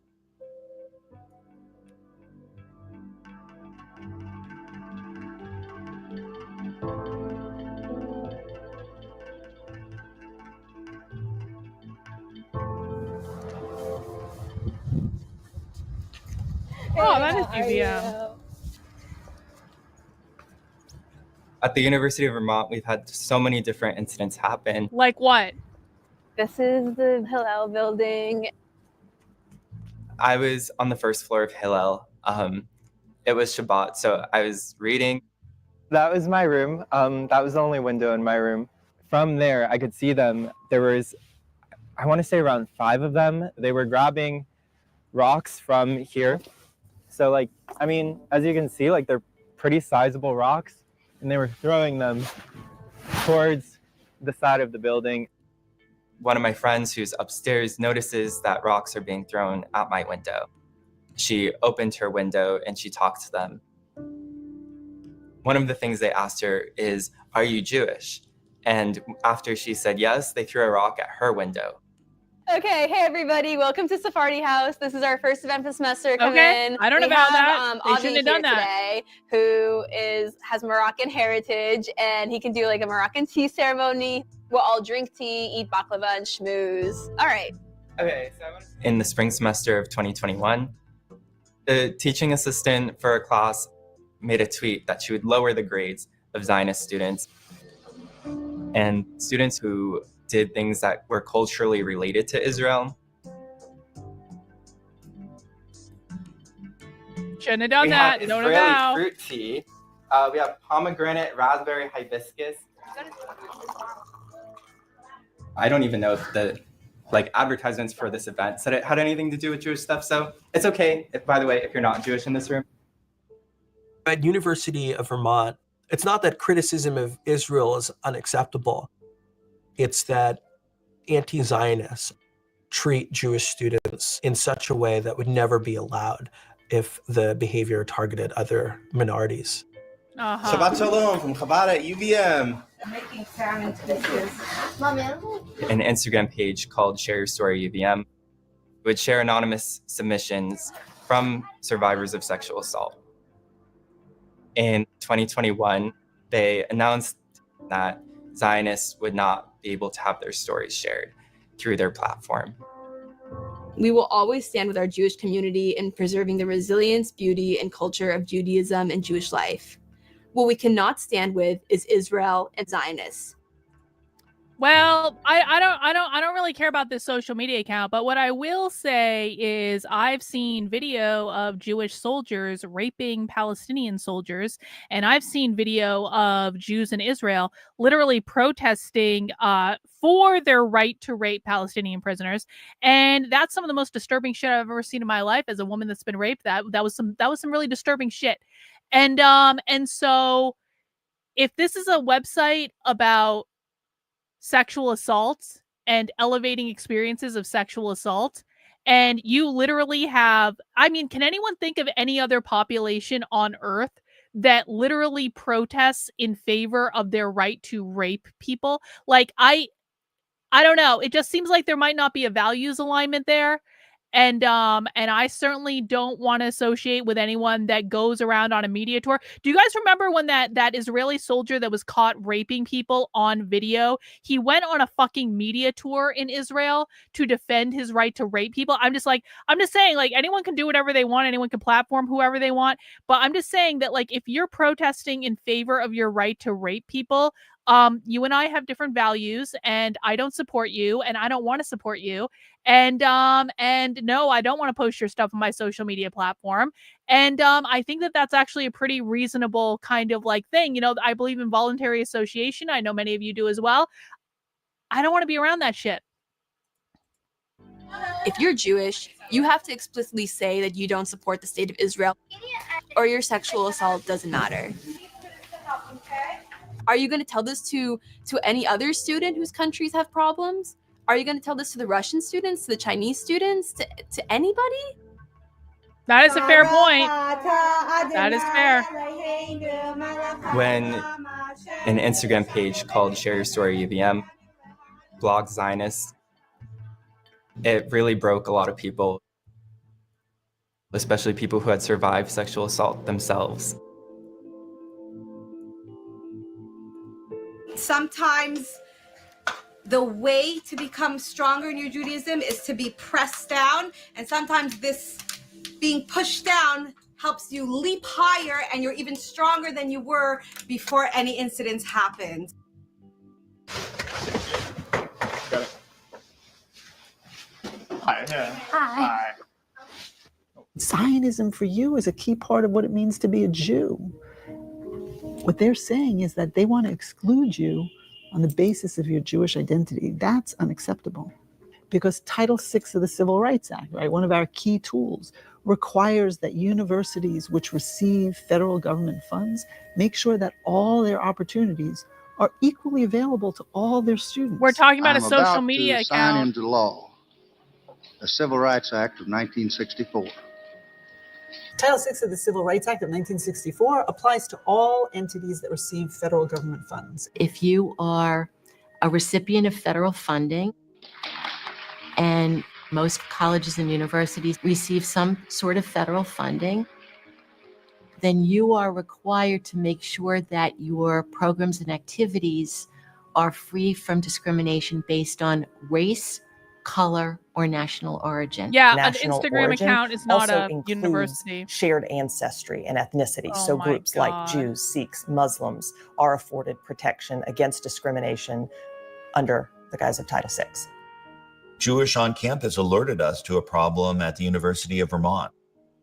We worked with them closely to investigate what was happening and ultimately to file a complaint with the Office for Civil Rights. The U.S. Department of Education's Office for Civil Rights opened an investigation into complaints alleging Jewish students at the University of Vermont faced, quote, severe and persistent anti-Semitic harassment. We have an Office of Civil Rights at the Department of Justice, and we have one at the Department of Education. We have ones that deal with these issues, right? So I was saying to them, By the what are you way, doing about this? by the way, You're just going to allow this to go on? remember when the Department of Education was supposed to be shut down? Do you guys remember when Trump issued an executive order that the Department of Education was supposed to be basically shut down? And obviously the whole thing can't be shut down because that takes an act of Congress, but you can basically cease operations, right? Everyone remembers that. That was like a big promise. Well, many functions of the Department of Education have been shut down, but do you know what has not been shut down?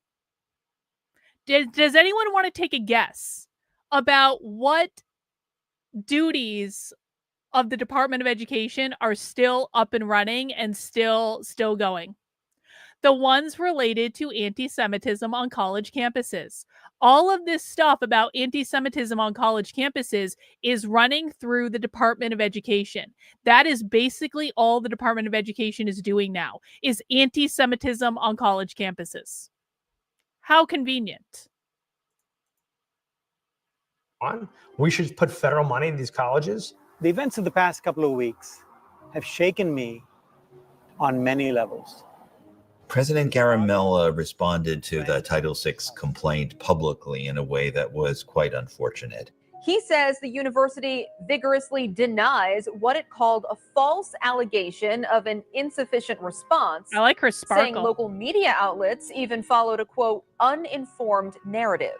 Here he is not only accusing his students of being liars, but of, he's also saying that, the media is kind of complicit in some conspiracy to make the university look bad. The university suggested that students were throwing rocks at the side of the building to get the attention of somebody who lived in the dorm. I lived in the dorm. They threw rocks at my window. They threw rocks at my neighbor's window. They threw rocks at my neighbor's neighbor window. Unless they're trying to get the attention of the entire Hillel building, I really don't think that's what was happening. Today, a resolution agreement between the Department of Education and UVM was released. UVM is committing to a review of its policies and procedures, training of university staff, students, and leadership, and report back to the Department of Education. It was the first case actually signaling if there is a shunning or harassment or exclusion of Jewish students under the guise of anti-Zionism, that will be treated as a serious civil rights issue that needs to be promptly and effectively addressed by the university. And if the university doesn't do it, federal investigators will step in. Happy Hanukkah. Happy Hanukkah. We considered it to be a big victory. We are now demanding that universities take this form of discrimination as seriously as they take all other forms of discrimination. They should address it with the same vigor, the same seriousness, the same intensity that they would address discrimination of any of these other groups. At George Washington University, there is a master's program in clinical psychology. Hi, folks. So now we are half an hour into this. Oh! Do you see what I see? Do you see what I see? Who's in this video?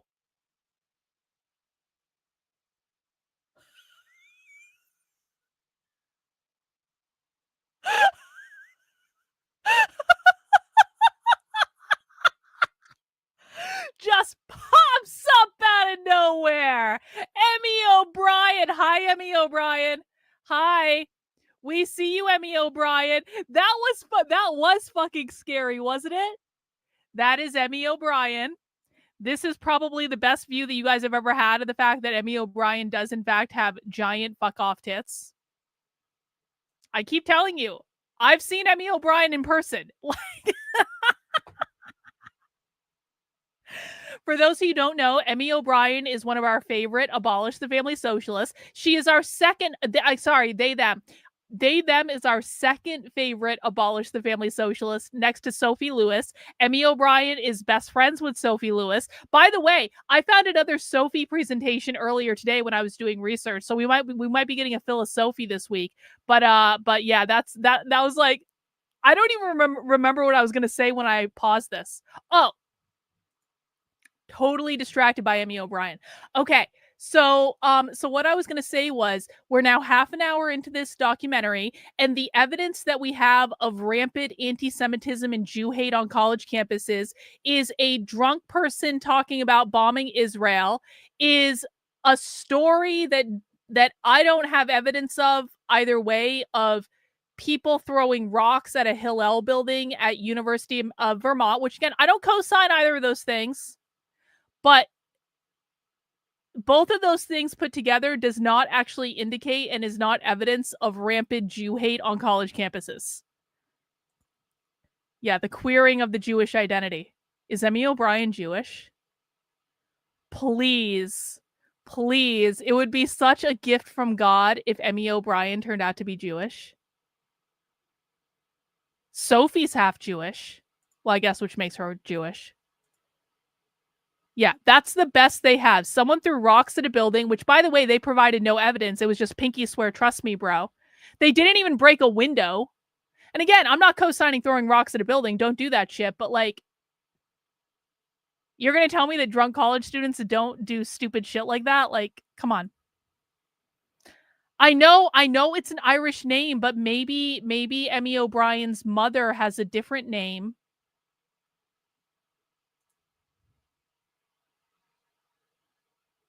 Let's relive that moment where we were surprised by Emmy O'Brien again. That was great.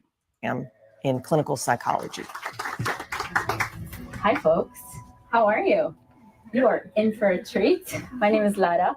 And this psychology professor named Lara Sheehy, she was teaching a mandatory diversity class in the graduate school. The very first day of the class, when the students were being asked to introduce themselves, one of the students, in speaking about their identity, mentioned that they were born in Israel. Unprovoked, without any hesitation, apparently, the response from the professor was that it wasn't the student's fault that they were born in Israel. Yeah, well, true, actually. Obviously, that took them by surprise because that kind of a comment. It's weird. Like, if I was from France and somebody said, "Oh, it's not your fault, you're you were born in France." Yeah. Like, what? It's kind of strange. Wow, okay, this isn't what we expected. We're talking about our identities. And do you guys know that growing up, anytime, like, there was like a 50-50 shot anytime I said growing up, oh, I'm from Vermont. There was like a 50-50 chance that someone would say, what state is that in? And so I bring this up because they're complaining about people not like just having this affinity towards their ancestral homeland. Like, I couldn't even tell people what state I was in growing up because at least half the people I talked to were not aware that Vermont is a state.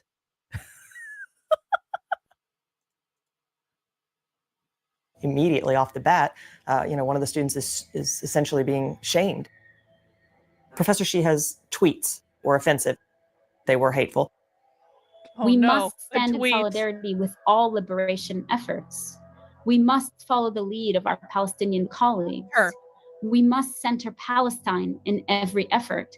And we've watched her before on The Cult. We watched her in a presentation with Emmy O'Brien, actually. Must bravely support boycott, divestment, and sanction efforts, despite threats and efforts to derail solidarity. Wait, look at this piece of fucking propaganda. The Boycott, Divestment, Sanctions Movement, or BDS, is an international campaign that seeks to eliminate Israel as a Jewish state. No, it fucking doesn't.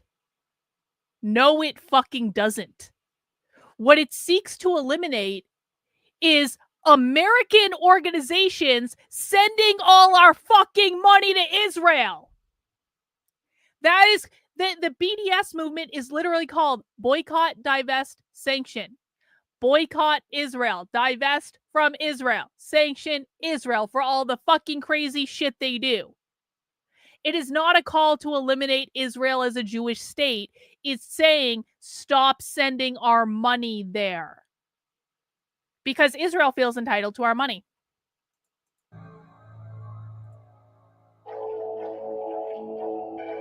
Wow. Why is Israel the only country that we can't boycott? Literally the only fucking country that we can't boycott. We can boycott every other country in the world, not Why Israel. should they continue to subject themselves to that hostile environment?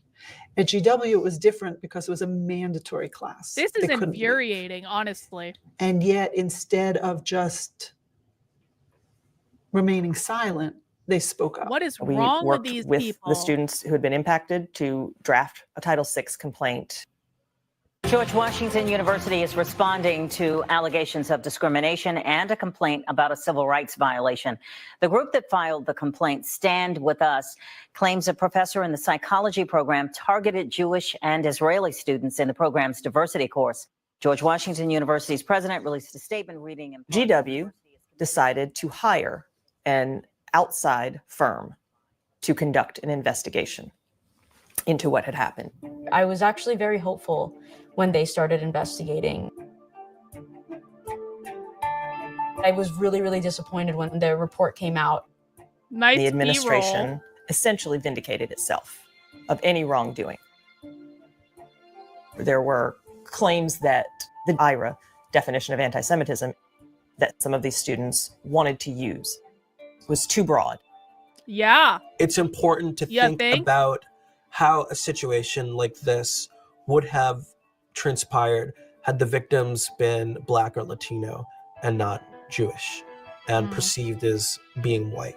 You have professors that are telling students things about their national origin, things about their ethnic background that are demeaning. And if it was told, if those professors made those comments about any other people, they would be fired. And they're not, because it's directed towards Jews and Israel. I am a Black man. I'm concerned and I'm also sad. Sometimes it's public humiliation of Jewish students, a real attempt to cut them down. How? And I think to myself, example, it's kind of evidence, unfair that, receipts. everyone How? kind of hesitates to do something about this. What are they it's doing? Wrong. It's not just unfair. What- It's wrong. And I think to some extent, evil, like a kind of evil Something's that has evil. always Yeah. been aimed at the Jewish people. Oh yeah. They're the I opened my poor Jews email people one in the morning world. to find the Department of Education has opened a full investigation into our allegations. It really was a tremendous relief to know that the Department of Education is taking this seriously, and for the first time, these students' concerns will be addressed. It would be fantastic to have the university educate the necessary faculty about Zionism and anti-Zionism.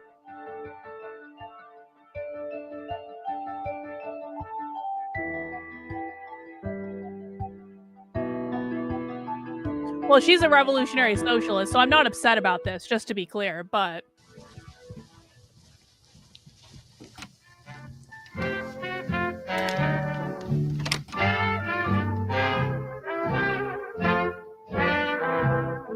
Do you know what it means? These people are to nuts. Miss New Orleans? Louis Armstrong has a connection to a Jewish family, the Karnofsky family, which is my mother's family. The connection to Louis Armstrong is my grandfather's parents ran a junkyard. And so they would collect people's trash and they would bring it to the dump. And they took Louis Armstrong into their home and kind of raised him in a sense. And he worked for the junkyard company. And there's stories about how on the little buggy that they were collecting trash on, that Louis Armstrong was playing the cornet to let people know that they were coming to collect trash to bring to the junkyard. And the story also is that my family gave Louis Armstrong the down payment to buy his first cornet. He's paid homage to that connection to the Jewish community, and specifically my family throughout his life when he wore a Star of David for all of his performances. And I believe up into his death, but he also spoke periodically about my family as well as the recognition he had for the Jewish community, that like they go through discrimination and harassment just like he did as an African American. He wore Star of David as kind of a homage to him being brought in by this Jewish family, and also to show his connection to the Jewish community. More than I miss New Orleans.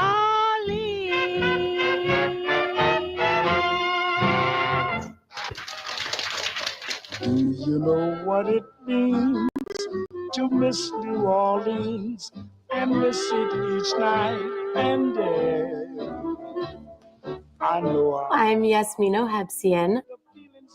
My mom is from Israel and my dad from Iran. Ohev in Hebrew is love and Zion is Zion. So it technically means like love Israel or love Zion, but in English people pronounce it Ohebsian.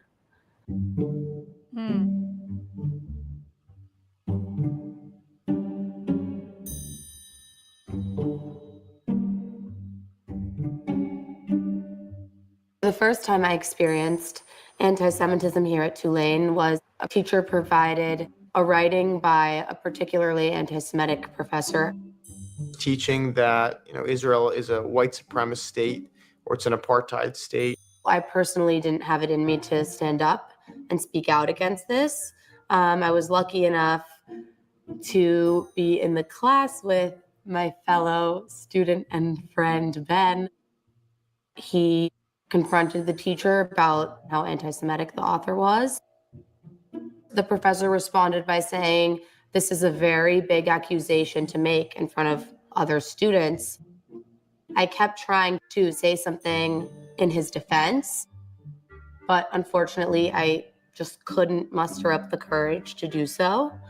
And throughout the semester, I always considered thanking him or saying something to him, but it never really felt like the right time came. There started to be more and more noticeable issues and incidents of anti-Semitism on campus. My name is Zoe Silverberg. I'm a junior at Tulane studying Jewish studies. When I got engaged in sorority life my freshman year, I made new friends, and none of them had any idea, just like myself, that one of the people we were hanging out with was anti-Semitic. Let's get lost tonight. You could be my black Kate So, Moss tonight. so you were hanging out with this person. You were having a really good time with this person because obviously you were hanging out with them. And they were so anti-Semitic that you had no fucking clue that you were hanging out with an anti-Semite. Okay. Sure. Yeah. All right. Seems plausible. In studio, Ye is our guest. You're not Hitler. You're not a Nazi. You don't deserve to be called that and demonized. Well, I see good things about Hitler also.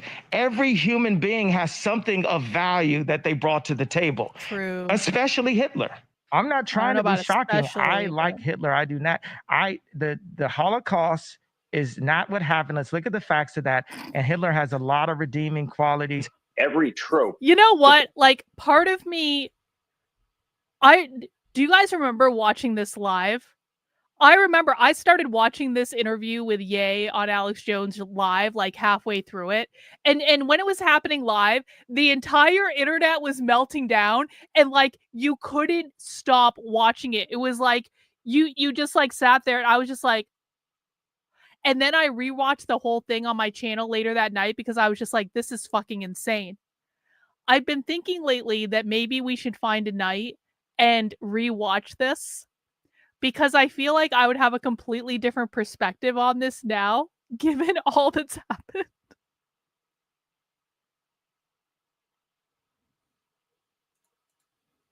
The Nazis pushed about Jewish people in the 20s, 30s.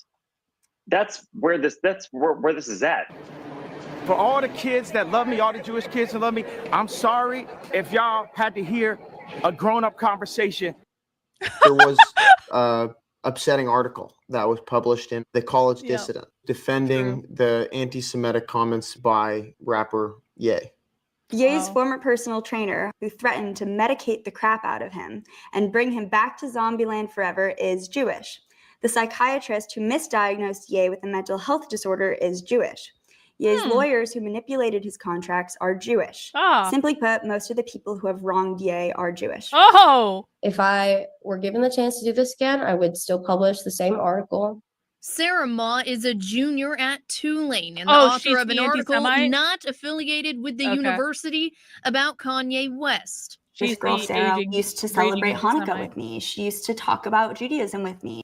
The goal of the article was to basically explain his reasoning and his arguments for why he committed those actions and offer, I guess, some context. So this person wrote an article in which they tried to help people understand Kanye West's perspective.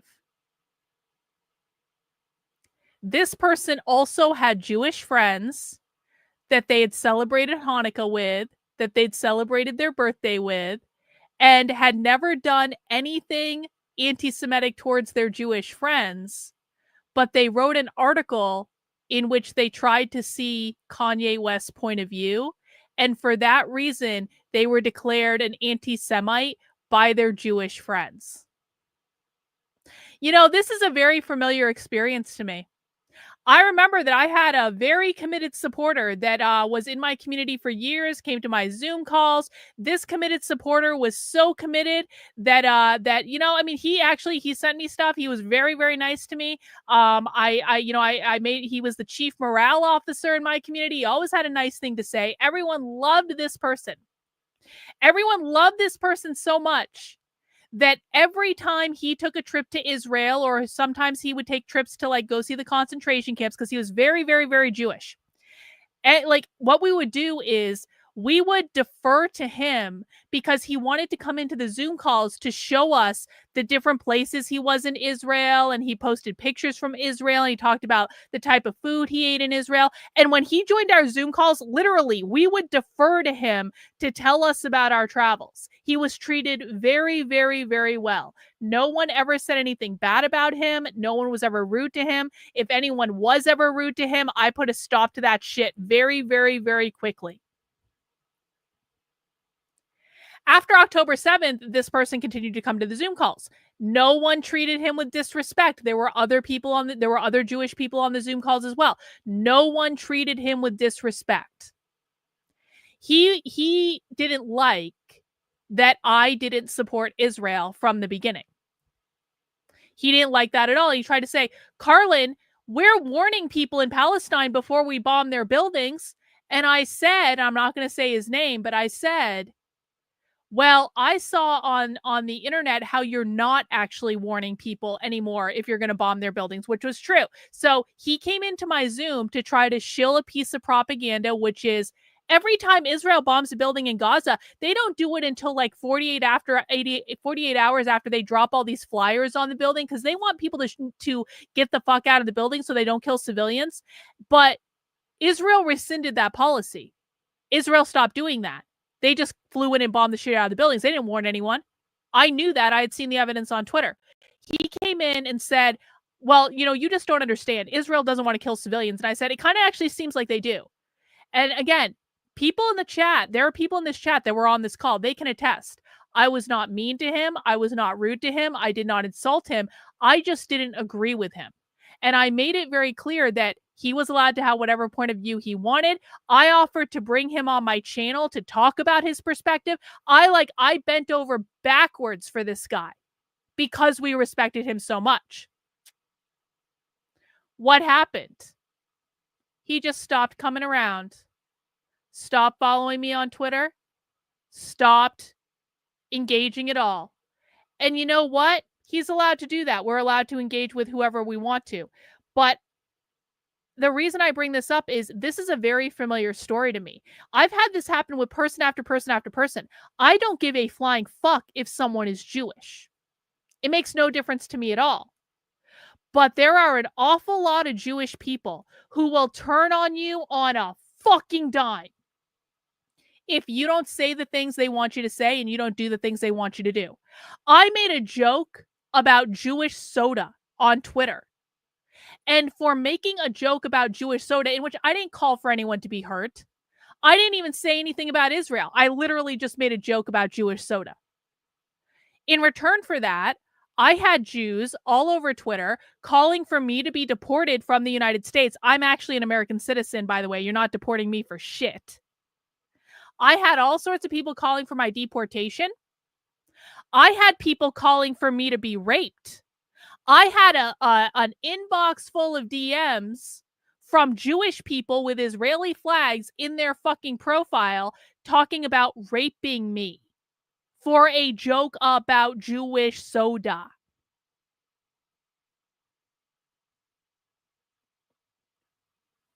The point is that if you're going to be that fucking thin-skinned, that you're going to fly off the handle anytime someone says something you don't like and call them an anti-Semite and threaten to deport them and literally rape them, then maybe people aren't going to like you. I have had Jewish people, and it's really only Jewish people, by the way. Well, actually, no, that's not true. There are some non-Jewish people that do this. I'm going to be fair. There are non-Jewish people that have done this to me too. I have had, I cannot tell you how many lies have been told about me, specifically by Jewish people. What was the joke about Jewish soda? Oh, look, there's a Jewish soda. Don't tell me Jews don't rule the world. That was the joke about Jewish soda. And you can go back and find it on Twitter. For that, I was threatened with deportation and rape.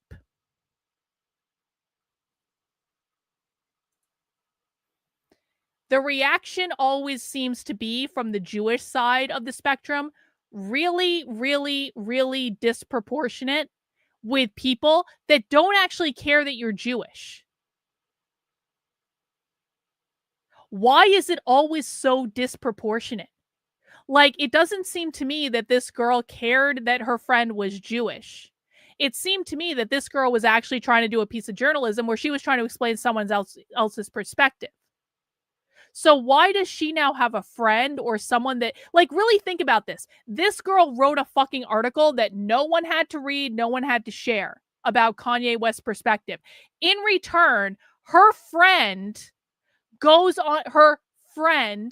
Jewish friend, goes on a documentary calling her an anti-Semite and saying she had always been anti-Semitic. Do you think that's a little bit of a disproportional reaction? This person had celebrated Shabbat with her Jewish friend. This person had celebrated her Jewish friend's birthday. This person and her Jewish friend apparently never had any other disagreement other than she chose to write an article that expressed Kanye West's perspective. And in return, her friend went on a fucking documentary talking about how she didn't know she was hanging out with this anti-Semite. Oy vey. Doesn't it seem a little disproportional? If you don't like what she wrote and you're actually her friend, you talk about it with her in private. You don't fucking go on a documentary saying, I was tricked by an evil anti-Semite. Are you shitting me? Let's listen to that again. With the university about Kanye West. This girl, Sarah, used to celebrate Hanukkah with me. She used to talk about Judaism with me. The goal of the article was to basically explain his reasoning and his arguments for why he committed those actions and offer, I guess, some context. This is their friend, and they didn't know she held these beliefs. So it really riled everyone up. I think it scared us because it was. I liken it to we had this beautiful manicured lawn here, and there was this weed that sprouted. And I think our campus reaction was, well, how do we pour salt on that? Not just that weed, but maybe even around it, right? How do we make sure that this weed is dead and not going to regrow? I remember going through freshman orientation and having conversations about homophobia, trans rights, and a lot of topics that I think are important to learn about. And one of those topics that I felt like was left out was addressing anti-Semitism. If we did have some kind of anti-Semitism awareness training at the school, I just think that people like Sarah, who wrote that article, would realize that there is no place for anti-Semitism on this campus. I launched a petition This is insane. to include anti-Semitism awareness training during the first year experience at Tulane. This is actually insane, guys. This documentary is fucking insane. One of our big goals is to include anti-Semitism in equity, diversity, and inclusion initiatives on campus. Oh, do you support DEI? You don't say. Oh. I was like, you know what? I'm gonna get this guy's number. And now we're getting rid of all the DEI for everything else, except that we're still getting the anti-Semitism training, which they want to include as part of DEI, but that doesn't count, right? All other DEI is bad, but no, the anti-Semitism training, we got to keep that. Oy vey.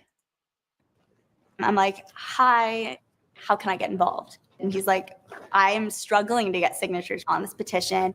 And I was like, okay, I can help you. I'm pretty good on social media. According to the Children's Hospital, needle phobias are particularly prevalent. And then all of a sudden, Ben's like, I got this awesome girl, Yasmin, and she wants to help out too. As somebody who's studying marketing, Hi, I'm Yasmin Ohebsian from ASB. I definitely know a thing or two about how to spread a message. Just like Zoe, Yasmin, and I went to Cafe Du Monde in New Orleans, and we were lucky to meet with Arnie Fielkow. We just love New Orleans so much. Arnie is the CEO of the Jewish Federation in New Orleans. As somebody who's fought anti-Semitism for so long, do you have any advice for the three of us? I will tell you just a little bit of background with the Jewish Federation here in New Orleans. We created a Center for Jewish Multicultural Affairs. And the objective of the center is to create enhanced relationships between the Jewish community locally and the African American, Hispanic, and LGBTQ plus community. I want to focus just a second on the African American community. I see good things about Hitler also. Because you've seen African American entertainers candidly make some very hateful, divisive, anti-Semitic comments. And one of the things that we have to do to combat that is to bring our two communities together.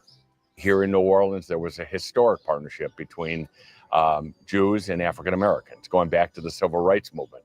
And I think one of the things that could really resolve these kind of issues is for Jewish and African American leaders on campus, like you're doing, and elected officials and across the country to really lock arms together and say, we're not going to tolerate it. Jews like Andrew Goodman and Michael Schwerner were murdered in the Mississippi burning so that people who look like me could have the right to vote and the right to live freely and without the indignity of Jim Crow. And so I just have the sense that we're all in this He takes a together. ton of money from AIPAC, Martin by the Luther way. King Jr. had also kind of advocated for the Black and Jewish communities to come together because we're both oppressed peoples. I definitely think that there is some solidarity there. Where you find Jew hatred, you'll inevitably find racism, you'll inevitably find homophobia, and several other forms of discrimination.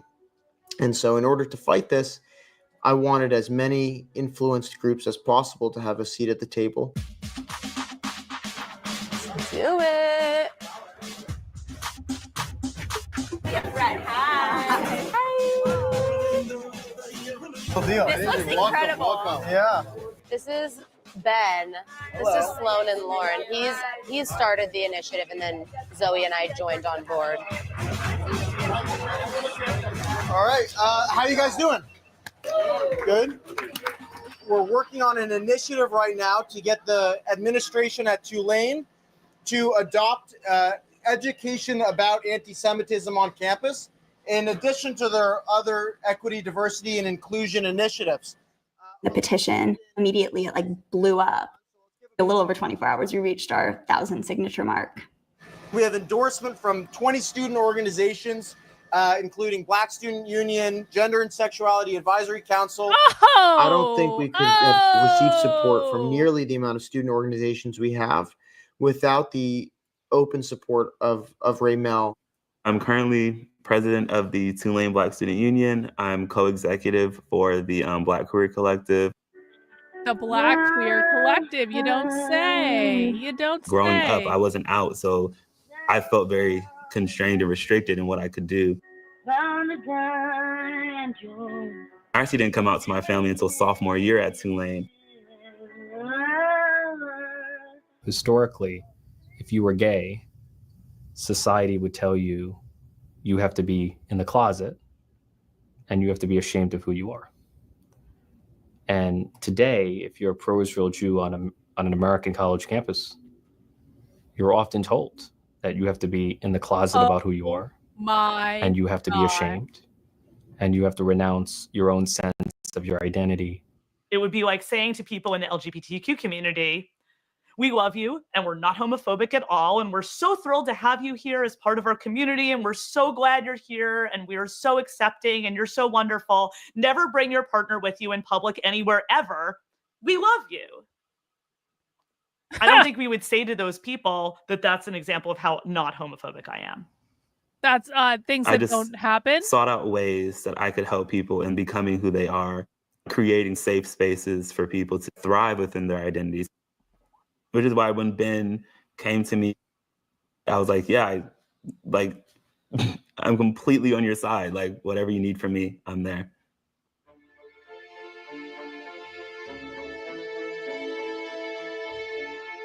The Tulane Israel leadership trip is something that we've taken starting in my first year. We call it TILT. And the TILT trip, we recruit leaders from across campus to visit the Middle East. Of course, they bring them to Israel. Green Of course they do. Of amazing course. student we took. Yeah. Yeah. The trip itself was focused on just simply learning the culture and getting to know the people of Israel. We met people from all sorts of backgrounds. They encouraged us to think freely, ask questions. Oh, sure. Yeah, I bet they did. Yeah, obviously. When it comes to the conflict between Israel and Palestine. I just don't like that Americans feel like we have an opinion. You're right. We don't have an opinion. We should not be spending money on it.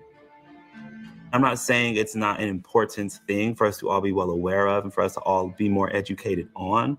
But I just feel like as people that are not directly impacted and as people that don't know the full story on either end, it is very harmful to all that Americans keep continuously assuming that we know what's best, we know who's right, Okay, I think you know what? I think he's absolutely right. I think he is absolutely right. Americans should not have an opinion on Israel versus Palestine. 100% true. So if that's the case, can we stop giving Israel billions of dollars a year? Please? Because if we shouldn't be involved and we shouldn't have an opinion, we shouldn't express an opinion, then Israel should be getting exactly $0 American dollars because we're paying for that shit. And I think most of us here would be perfectly fine if we just stopped giving Israel money to never talk about Israel again. And Israel can go about its business. I don't fucking care if Israel exists. It doesn't bother me at all. I just don't want them having our money. And if we're not allowed to have an opinion, then they're not allowed to have our fucking money.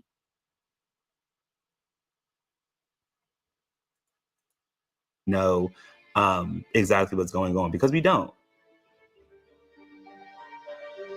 I went and I still don't know everything there is to know. We find the biggest problem is there's, I think, too much confidence that the school is impervious to anti-Semitism. People can't imagine that because we have such a large populace of Jews in our student body, that anti-Semitism is not going to make its way onto Tulane's campus. It's often said that there's a blind spot in DEI for the Jewish community. Wow! Anti-Semitism at its heart is a conspiracy theory. And that makes it different from a lot of other bigotries where you're saying, oh, this group of people is inferior to me. With a conspiracy theory, what you're actually saying is, this group of people is superior to me. That is what they're saying. They're like these evil supervillains who are manipulating things behind the scenes to their advantage. That's what people say. His lawyers who manipulated his contracts are Jewish. Anti-Semitism is similar to homophobia and transphobia in that it's a conspiracy theory. Oh! There's that whole idea of, oh, these people are groomers, they're coming into our schools, they're going to turn your kids gay, they're spreading their, evil ideology, they're corrupting the youth, they're corrupting society. Guys, you hear that? Anti-Semitism is a conspiracy theory, just like transphobia and the idea that they're grooming kids in school to believe their genders they're not are a conspiracy theory. Can we just go back and watch? That was the most shocking part. We really need to include anti-Semitism in that DEI training because, guys, DEI is going to save everything. And anti-Semitism is just another form. It's just like it's just like being trans. Being Jewish is exactly like being trans. Again? Impervious to anti-Semitism. People can't imagine that because we have such a large populace of Jews in our student body, that anti-Semitism is not going to make its way onto Tulane's campus. It's often said that there's a blind spot in DEI for the Jewish community. Anti-Semitism at its heart is a conspiracy theory. And that makes it different from a lot of other bigotries where you're saying, oh, this group of people is inferior to me. With a conspiracy theory, what you're actually saying is, this group of people is superior to me. They're like these evil supervillains who are manipulating things behind the scenes to their advantage. His lawyers who manipulated his contracts are Jewish. Anti-Semitism is similar to homophobia and transphobia in that it's a conspiracy theory. Oh. There's that whole idea of, oh, these people are groomers, they're coming into our schools, they're going to turn your kids gay, they're spreading their, evil ideology, they're corrupting the youth, they're corrupting society. A lot of the expression of bigotry against people in the LGBTQ community also takes the form of conspiracy theories. Oh, yeah? These people are actually extra powerful and they need to be taken down a notch. That conspiratorial thinking is the bedrock of anti-Semitism. Oh, okay. That's where it butts heads with a lot of the way we think about diversity, equity, and inclusion. Okay. Where we're saying, idea. Oh, there's people who don't have enough power who we want to raise up.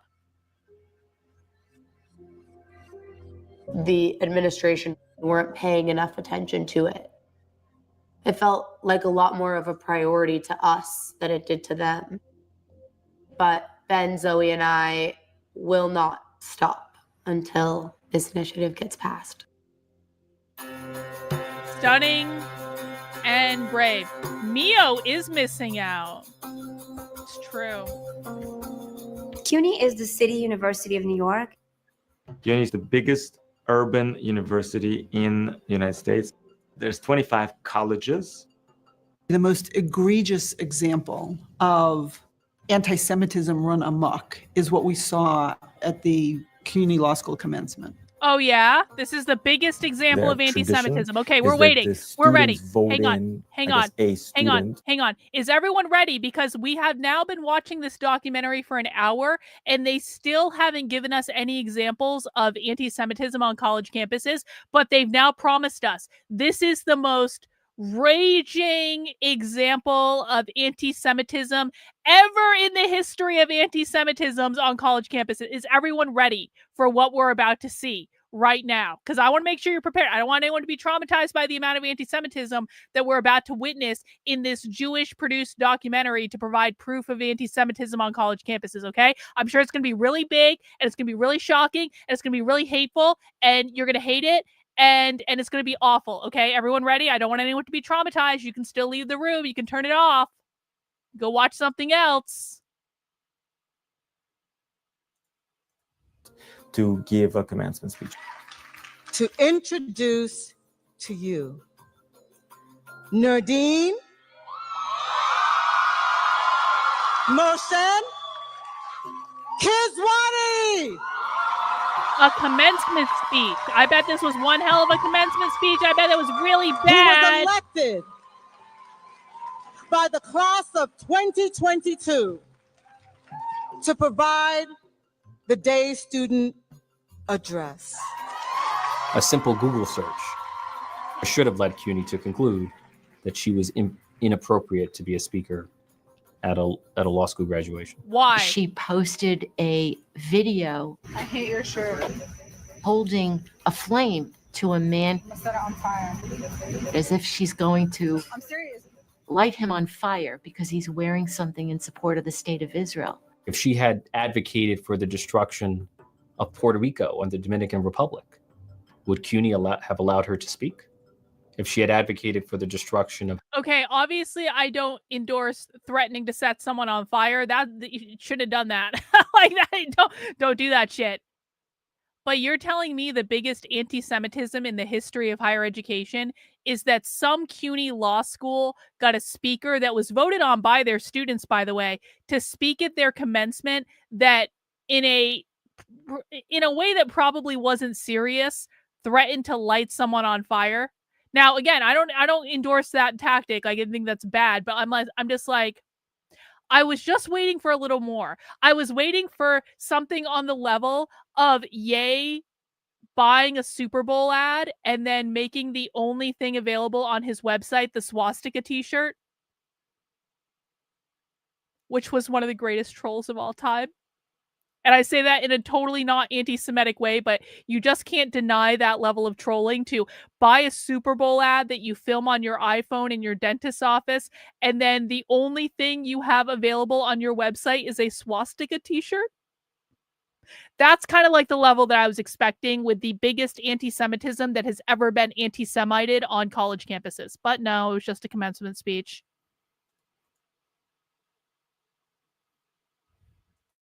Haiti or Jamaica, would she have been allowed to speak? If she had advocated for the destruction of any other country but Israel, there's no doubt in my mind that she never would have been given the platform of a commencement speech. So the she was voted in by the platform of students. a commencement And speech. knowing, of course, what she was going to say, they allowed her to speak. I am grateful to all of you, and I know that without you, I would not be here.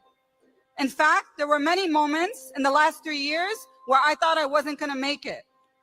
I've been facing a campaign of Zionist harassment by well-funded organizations with ties to the Israeli government and military on the basis of my Palestinian identity and organizing. Damn, that's some anti-Semitism right there. You're pointing out that you're a pro-Palestine organizer because you're a Palestinian from Palestine, and you're getting harassed by Israeli groups, probably like Canary Mission, because they harass and stalk these people.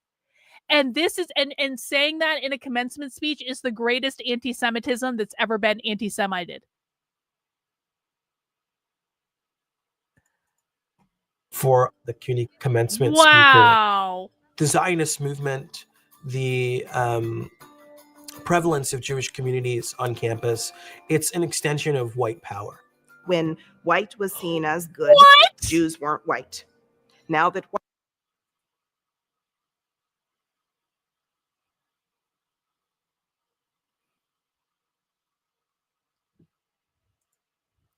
Again, please. Again, what was that? What? Commencement speaker, the Zionist movement, the prevalence of Jewish communities on campus, it's an extension of white power. when white was seen as good, Jews weren't white. Now that white is seen as something bad, Jews are white. They often don't seem to fully grasp the circumstances that led to the creation of Israel. And Yep. it would Yes. be really positive if universities actually actively taught that history, because the situation as it is today, the appearance that Jews have made it, it's actually a really remarkable turnaround in world history. And it wasn't always like this. Oh, is an unremarkable, It wasn't that long ago that undeniable victory. Jewish yeah, refugees whatever. were crowded in their own camps, waiting to be sent to Israel, telling British inspectors their stories about what happened in the camps. My God. So there's a lack of understanding and recognition of Jewish pain, not just in recent history, but across the ages. I wanted to be around these amazing students that I got to learn from and grow with the last 3 years. So much anti-Semitism. Those fighting for Black, Latinx, Indigenous, Palestinian liberation, and for the freedom of all people living under colonial domination, imperialism, and white supremacist structures both around the world and here in the US. That leaves no room then for the Wow. Jewish students to be able to effectively articulate, wait a minute, but what you're saying is anti-Semitic, right? It's not about white, not white, it's about our Jewish identity. We've been able to pass a BDS resolution through student government, which CUNY faculty just officially endorsed yesterday.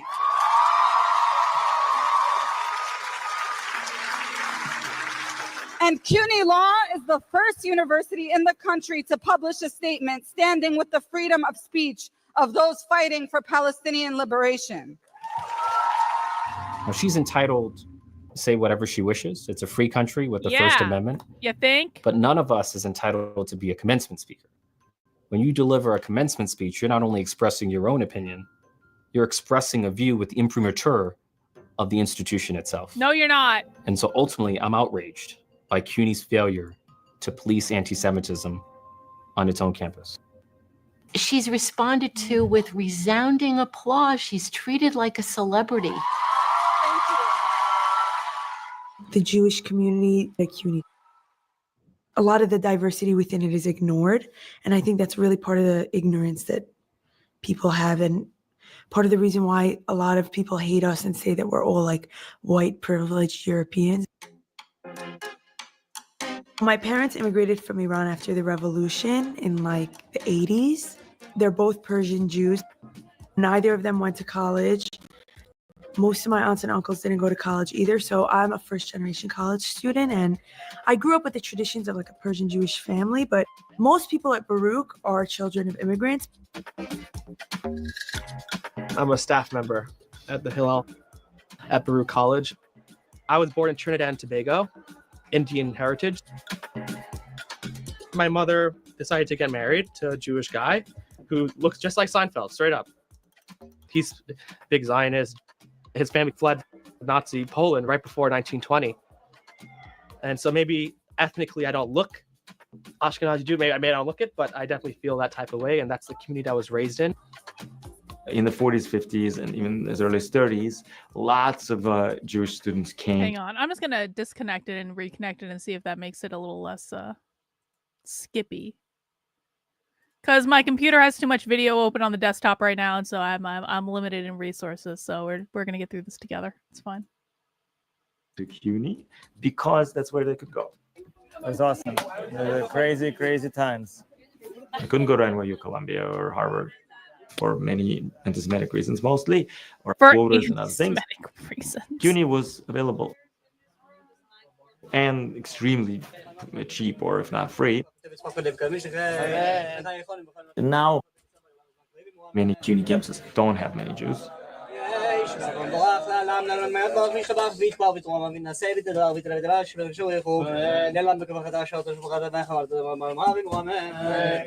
When you look at CUNY as a whole, it's like terrible. Schools are notorious for their anti-Semitism, like students getting harassed going into the Hillel, or like the anti-Semitic remarks, but also like the protests, and their Students for Justice in Palestine chapter is very aggressive.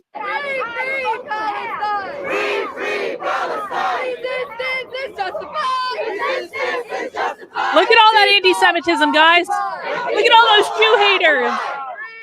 U.S. imperialism needs the Israeli government as a thug in the Middle East to protect all the oil there, and so they're going to support Israel no matter what.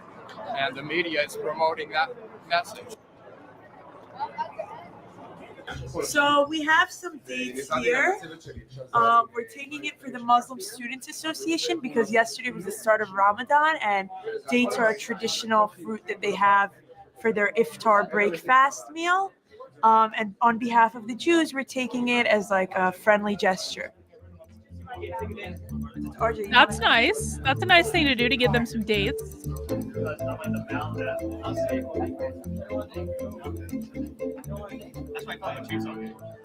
you see this? The Muslim Student Association posted today, boycott Israeli dates. Today. It's fucked up. You saw this? No way. But Zoya responded to me about it. Wow.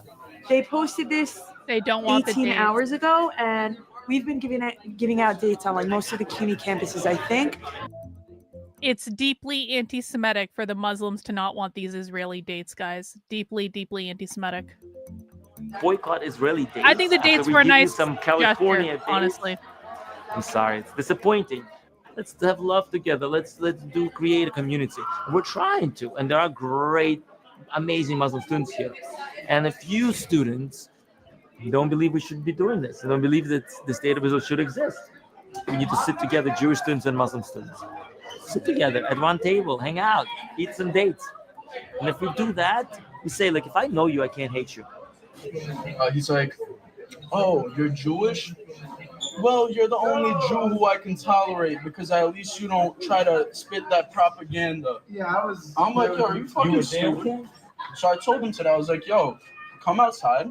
I'm gonna beat the shit out of you. I'm like, yo, yeah, I told him, I'm like, yo, come outside. I will beat the shit out of you. He ran out the class and ran home. I'm graduating this semester, so if I smack him, it's probably not gonna end too well for me. And I've been good recently. So I'm not trying to get in no issues. Please. But it's not gonna end well for anyone. We're gonna get him. There's a process. Yeah. Can you please? I'm gonna write it down. Either way. Thank you. Yeah, We're gonna turn it. We're gonna turn it. Ridiculous. Thank you.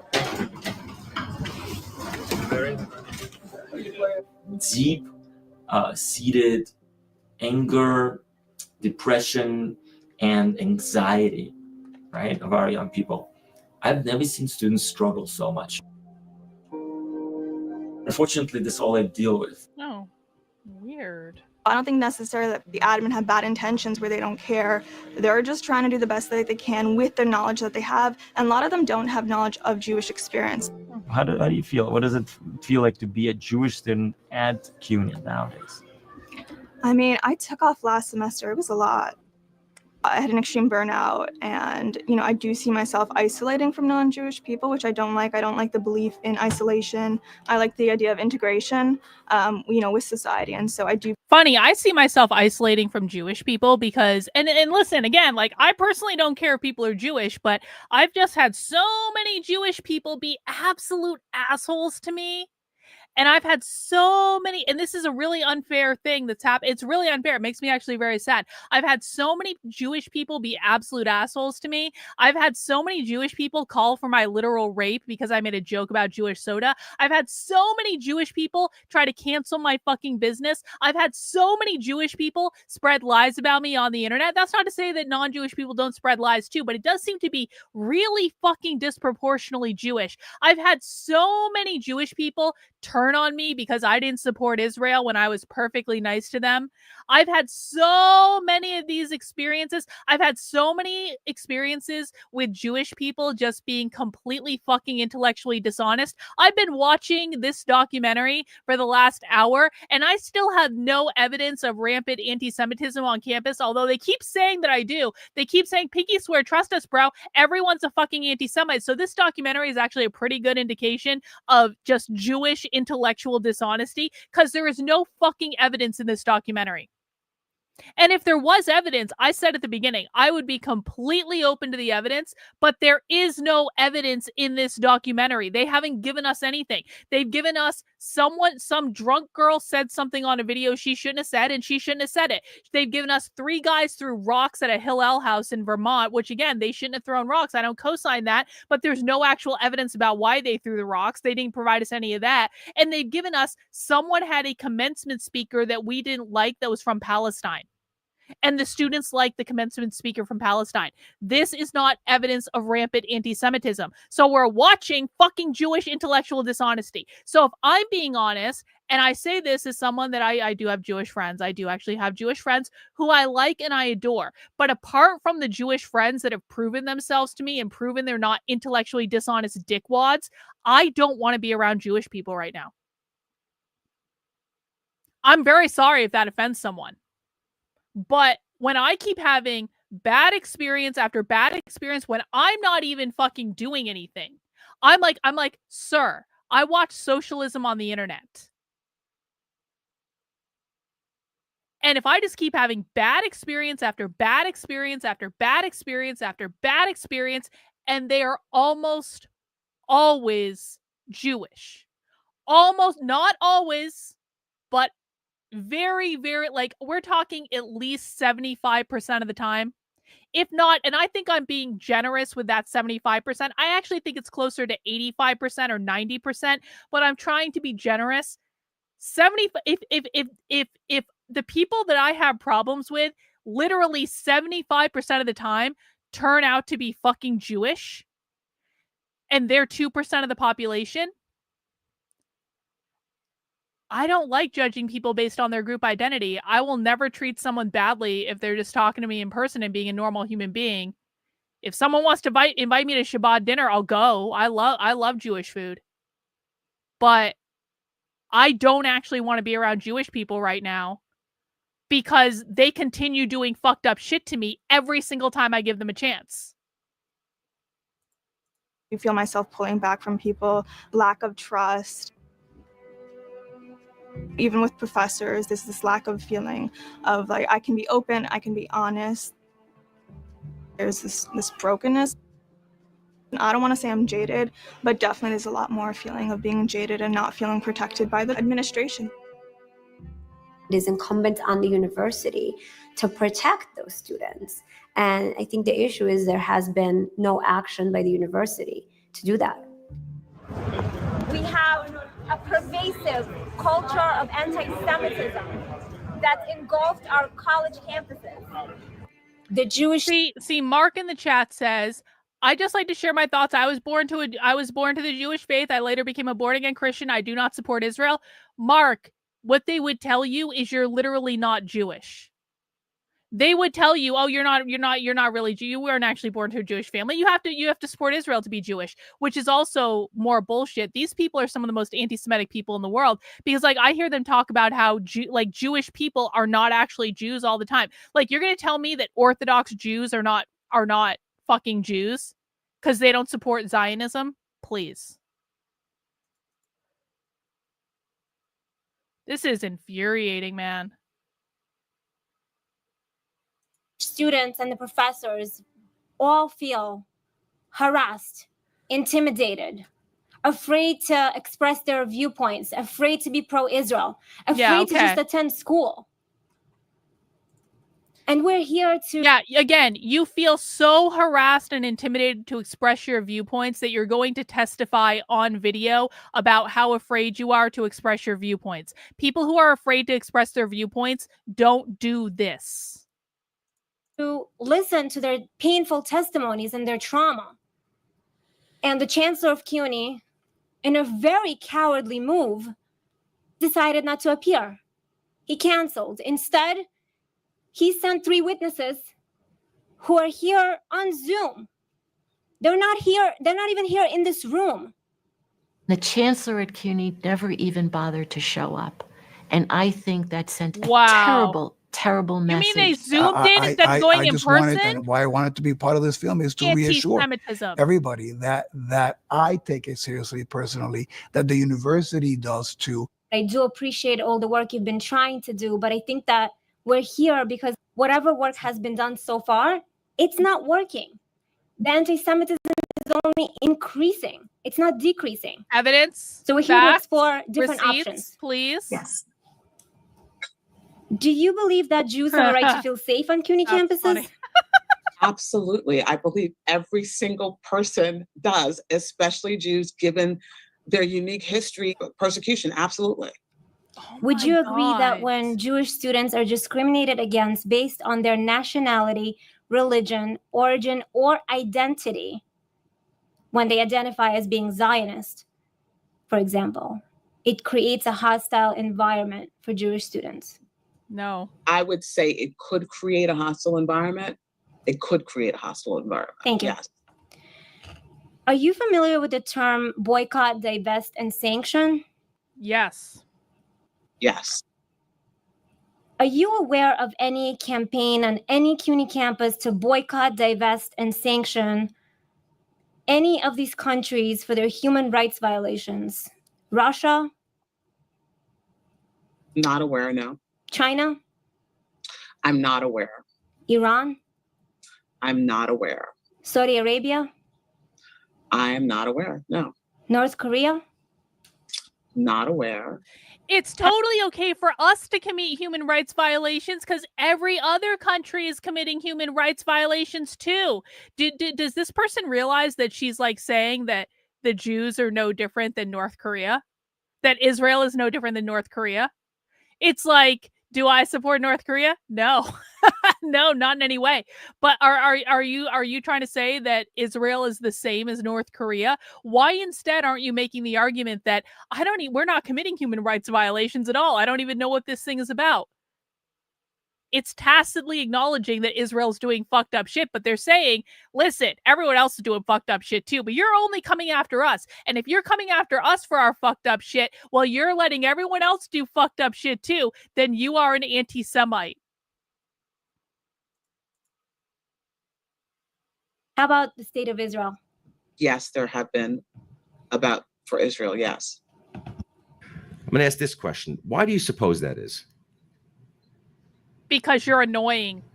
Why do you suppose only one country has been subject to these actions and not any others?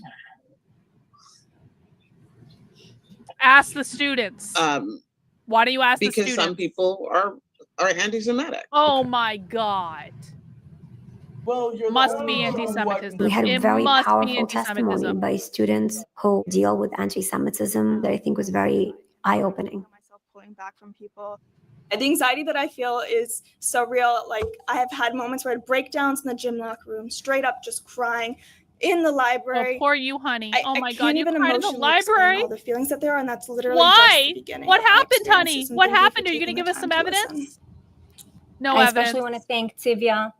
It takes Cried a in lot the of guts library and for no bravery to reason. come out and testify about your traumatic experiences. And I just want to say that I'm committed to you and the rest of the students at CUNY and other universities to making sure that you do feel safe and you do feel included. We need to be better at showing the community that that we're serious about when reports come in, the investigations that we conduct, and that we have taken action when we have the evidence to show that a case of anti-Semitism or discrimination has occurred. The status quo is fundamentally failing Jewish students on college campuses. So we need a new model of enforcement.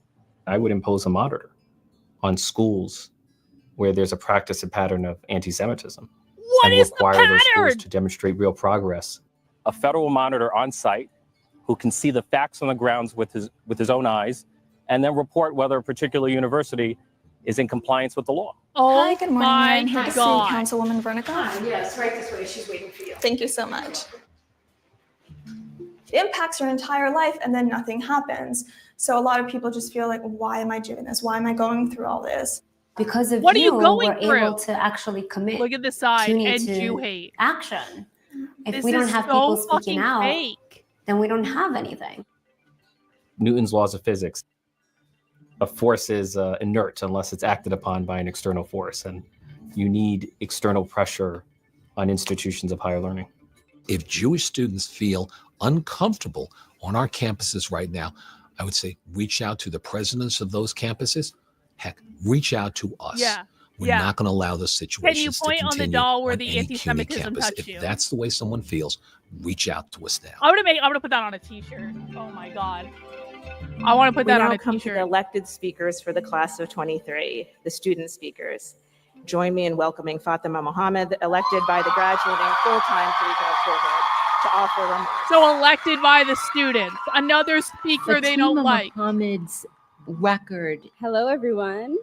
Is as hostile to Jews and Israel as the prior commencement speaker. I want to celebrate CUNY Law as one of the few, if not the only law school, to make a public statement defending the right of its students to organize and speak out against Israeli settler colonialism. She too was treated like a celebrity.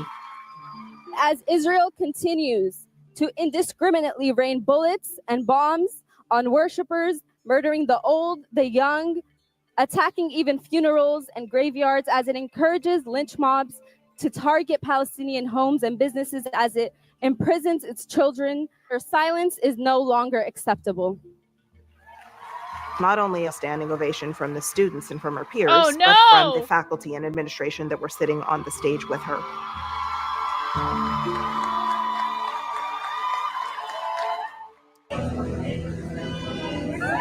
Breaking news for anyone in Texas. Do you guys want to hear what the governor of Texas has been doing today? 2 hours ago, Greg Abbott released a tweet.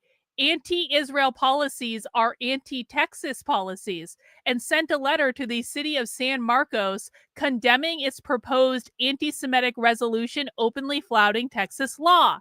Texas will not tolerate anti-Semitism. What did the city of San Marcos do exactly? I am aware on April 15th, the San Marcos City Council considered a resolution calling for the transfer of permanent sovereignty over the occupied Palestinian territories and an embargo on the state of Israel. The resolution claims to be rooted, blah, blah, blah, blah, blah. In Texas, no, check this out. This is the letter Governor Greg Abbott sent. In Texas, no governmental entity may enter into a contract worth $100,000 or more unless it includes written verification that the contracting entity does not boycott Israel.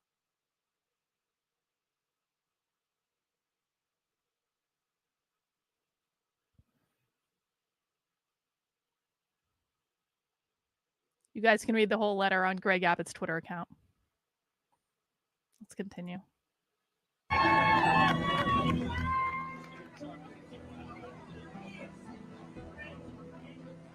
Last year, we had this long one-day hearing on anti-Semitism where we exposed pervasive discrimination, harassment, anti-Semitism against students and faculty. How come, after all you have a commencement speaker who is worse than the speaker last year. CUNY didn't do anything, and we are back to the street to be clear and loud. Enough is enough. We are not going to go away. This has to stop here in New York City. New York City is the Tel Aviv of America. If it happens here, it's going to happen anywhere. CUNY has failed us, and it's time we held the chancellor accountable for the failures of CUNY under his tenure.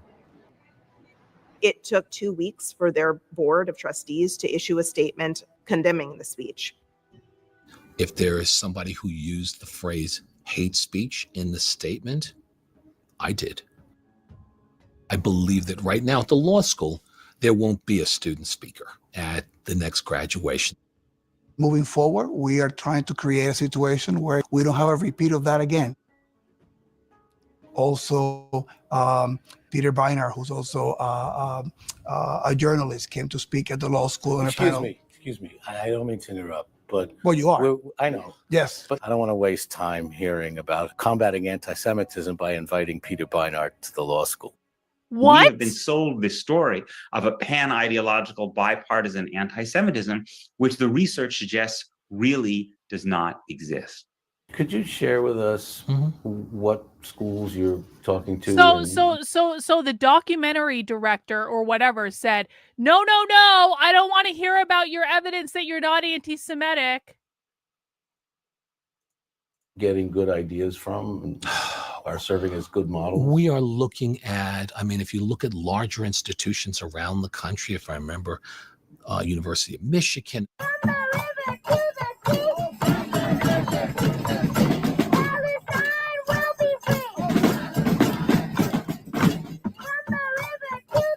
See? They're saying they're doing anti-Semitism right now. Can I pivot for just a moment? I want to ask you about Mark Lamont Hill. Sure. Socialist. How was he hired? Why was he hired? The vetting process was done on a school basis. I think in the end, the president had to sign off on that hire. I think it was a major mistake. I believe that the chancellor believes it was a major mistake. Would I say it is coincidental that President Gorel is no longer there? Someone who had at the same point been dropped from CNN and attracted negative attention in Philadelphia to bring that person to New York. I think it was a mistake, but it was done. And it kind of eluded and got by everyone because it was done on that level. Was it done to elude attention? I'm not going to say it wasn't. We demand decolonization. We demand an end to the occupation. We demand an end to apartheid. Mr. Chairman, So anti-Semitic. on August 21st, there was an executive committee meeting. Much of the board. anti-Semitism. The next day, the Philadelphia Inquirer announced the hiring of Hill. The minutes of that meeting are still not posted, nor is the video of that meeting, although you've had subsequent board meetings that have been posted. Can you enlighten us as to whether the executive committee approved the hiring at that meeting and why the minutes are not posted yet on the CUNY website? Absolutely not, and was not discussed in that meeting. So why haven't the minutes of that meeting been posted? I have no clue. That's not what I do. Okay. I can tell you, when the committee goes into executive session, those minutes are not public because it's usually about legal, personnel. Assuming that's true, the optics are still bad that it met the day before the Inquirer broke the story. So would you consider, at least in the interest of optics and PR, to release the minutes of that meeting to disprove the theory that maybe there was an approval? No, I'm not going to do that. It's ridiculous. If I may, so Come on. this is Free Palestine! Free Palestine!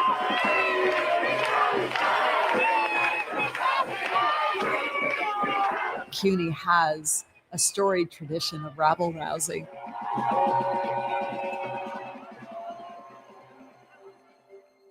Fordham was founded in 1841 as a Jesuit Catholic institution. It is a profound part of the Catholic faith to walk with the excluded, to welcome the stranger, to worry about those who are marginalized and to lift them up. Part of what I really love as a Catholic school, I get to write messages, as I do several times a year, explaining what Passover means, talking about Rosh Hashanah and Yom Kippur. Let me teach you how beautiful this is and how much it matters that we come together. We are very proud at Fordham of a Jewish studies program whose courses are really well aligned with the core curriculum, so more of our students take them. We have programming that deals with the complexity and nuance of Israel, that insists that we talk about what is complicated, that we do the work not just of saying anti-Semitism is bad, don't do it, but that we really bring people on board. Students for Justice in Palestine are largely, if not mostly, responsible for the anti-Semitic hostility that Jewish students are feeling on college campuses across the country today. Oh yeah, how? I had an interest in Students for Justice in Palestine from the beginning. I had friends who were older than me that were contributing to the cause at other universities. So I thought it would only be right to have a group on campus. Fordham's Dean of Students researched the way that this group behaved on other campuses. Like how? What started as a peaceful protest in support of Palestinians on the campus of FAU quickly escalated as emotions flared. Jewish students at Tufts University say they're no longer safe on campus. Why? People in that room screamed about how they wanted to kill me. I don't believe you. I go here too. I'm here on Berkeley campus to have a conversation. Hello. Viva, viva Palestina! Viva, viva Palestina! Would you like to have a conversation about this? No, they don't want to talk to you. It's not anti-Semitic. Don't want to talk to you. Can we please talk? No. No, it's not even not talking. No looking in the eye. No eye contact. Have a stance called anti-normalization. These people would. I offered to have conversations with Jewish people after October 7th. They would never have a conversation with me. Instead, they went and shit-talked me on the internet. So don't tell me it's fucking anti-Semitic to not have a conversation with anyone. I will invite, and I mean this, I'm being totally fucking serious. If any Jewish person wants to come on my channel and have a reasonable conversation with me, you are welcome to reach out to me, and I will let you come on the channel and you can say whatever the fuck you want to say, and you'll reveal yourself and what your true motives are when you're on the channel. And if any Jewish person wants to take me up on that, they are more than welcome to contact me and we can set up a time and I will bring them on the channel. And if they don't want to do that, then they are enacting a hate crime against me. If no Jewish person wants to come on my channel and talk to me, they are literally enacting a hate crime against me, and they should be deported because they are being anti-Irish. If they don't want to come and talk to the anti-French as well, anti-French and anti-Irish, if they don't want to come talk to the Irish French lady. And it's literally a hate crime, and every Jewish person who turns me down is being anti-Irish and anti-French and should be deported. Basically, that means that they won't hold any dialogue or conversation with someone who considers themselves a Zionist. We won't even deal with you. We won't dialogue with you. We won't engage with you. I'll engage. That is so I'll do antithetical to the values of a university. Think about it. Think that. Look at that. Literally listen to what I'm you're going saying. to email this woman ideology is in fact specifically. progressive. She just said Palestinians and Israelis have the same rights in Israel. That is the dumbest thing I've ever heard. That's just a flat out lie. That is a flat out lie. You are the dumbest motherfucker I've ever seen. Yeah, true. Luckily, I'm not afraid of you. Is trying to drag people back into tribalism that fuels bigotry and fuels hatred. It's not something that actually is progressive. The purpose of freedom in Judaism is to allow people to freely take on this obligation, these obligations to create a civic society, to take on these commandments. And That is a very, very uncool idea. That has been an uncool idea since ancient times. It is incompatible with tyranny. It is incompatible with any kind of authoritarianism. It's incompatible with a lack of diversity of ideas, because the other core concept in Judaism is a diversity of ideas. I mean, the reason the Talmud is 3,000 pages long is because it includes everybody's opinions, not just the people who won the argument. Consistent with Fordham's values. The Dean of Students rejected the chapter. The SJP chapter ended up filing a lawsuit against Fordham University. My graduation today is a little bit bittersweet because I had tried to establish the Students for Justice in Palestine here at Fordham to educate the Fordham community Not even about allowed to basic have a Palestinian club. human rights. Not I was denied allowed to have a that club at all. right to have a club existing on campus. I'm hoping that for The appellate division decided in favor of Fordham University. heartache.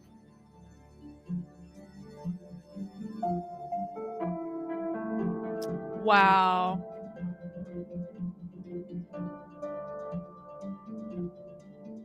We have this profound desire and need in higher ed for the ability to disagree with each other, to have speech, to have ideological Except you guys debates. want everyone banned if But they don't then agree where with is the you. line between that and that which is hurtful and harmful and makes people feel threatened? Oh, they can't have their feelings hurt. Oh.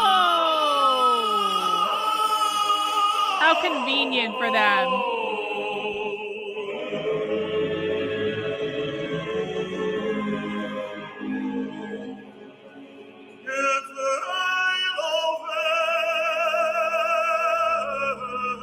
Now the emotional blackmail part.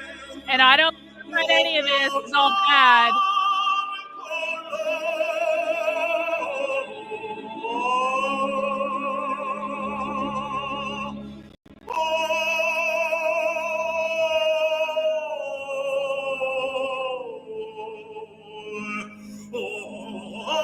Hey, how did Hamas do this to all these cars?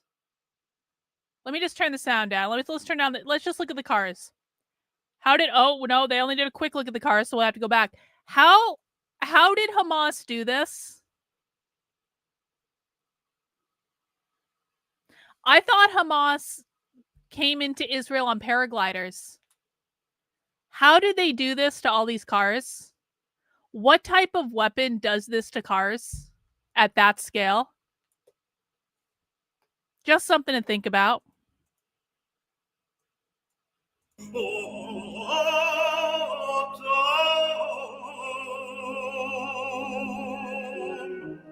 On October 7th, I lost a friend, and I assumed that people would be understanding and people would be in solidarity with us. Oh, see, A that's the recent type Harvard of Harris anti-Semitism poll on top. found that That's American anti-Semitism adults right were there. split on whether they stand with Israel or Hamas. It's been very dark About for a lot of neither? people, very Neither difficult to of just move them? on with everyday life. Tensions were high here Tuesday night at Gelman Library as projections showed words on the front of the building such as "Glory to our martyrs" and "Free Palestine" from the river Look to at that the sea. anti-Semitism. Joining me now is Sabrina Soffer, a Jewish student at GW University. I was very shocked, but I was not surprised. And I'll tell you why. I think that Jewish students have been warning of this. Oh, look, we've got a Jewish retard. Oh, I was hoping for a Jewish retard to show up. So you're pro-Hamas. Retard. Only retards think I'm pro-Hamas. Do you want to find me a single pro-Hamas quote that I've ever said? Do you want to find evidence of me celebrating Hamas in any way? Do you have any evidence at all? Or are you just one of these Jewish retards that goes around making shit up and lying about people? Because retard, I'm giving you an answer, retard. Because literally only retards would think I'm pro-Hamas. So now I'm just asking you a question, since you've obviously come in here to shill a political narrative. What evidence do you have? We'll wait. We're going to call you retard. We're going to call you retard Larry. Retard Larry, what evidence do you have for the No, retard Larry. No. You are the one who came in here and made an accusation, retard Larry.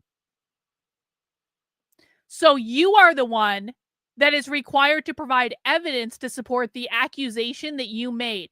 Where is your evidence that I'm pro-Hamas, retard Larry? Nope is not evidence, actually. Nope is actually not evidence, retard Larry.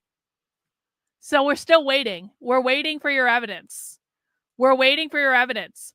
Yes, you don't think it's a fair question to ask how Hamas destroyed all those cars? The evidence that I'm pro-Hamas is that I asked the question of how Hamas destroyed all those cars with paragliders? Retard Larry, I'm very sorry, bro. You just proved your IQ quite... Oh, here we go. Typical Jewish behavior right there. Can't even provide evidence. Can't have a conversation. Not capable of any... What did I say earlier about Jews always being intellectually dishonest? Here we are. Another example. So, retard Larry, I'm very, very sorry, bro. I'm very sorry. But we don't allow your Jewish bullshit here. You're permanently banned from the channel. And I'm sure that permanently banning you from the channel is going to be considered anti-Semitism in your eyes. But you're a retard, and so I don't really care what you think. Kind of radical ideology by anti-Israel groups on campus. And this is just one extreme manifestation that they're really showing their true colors here.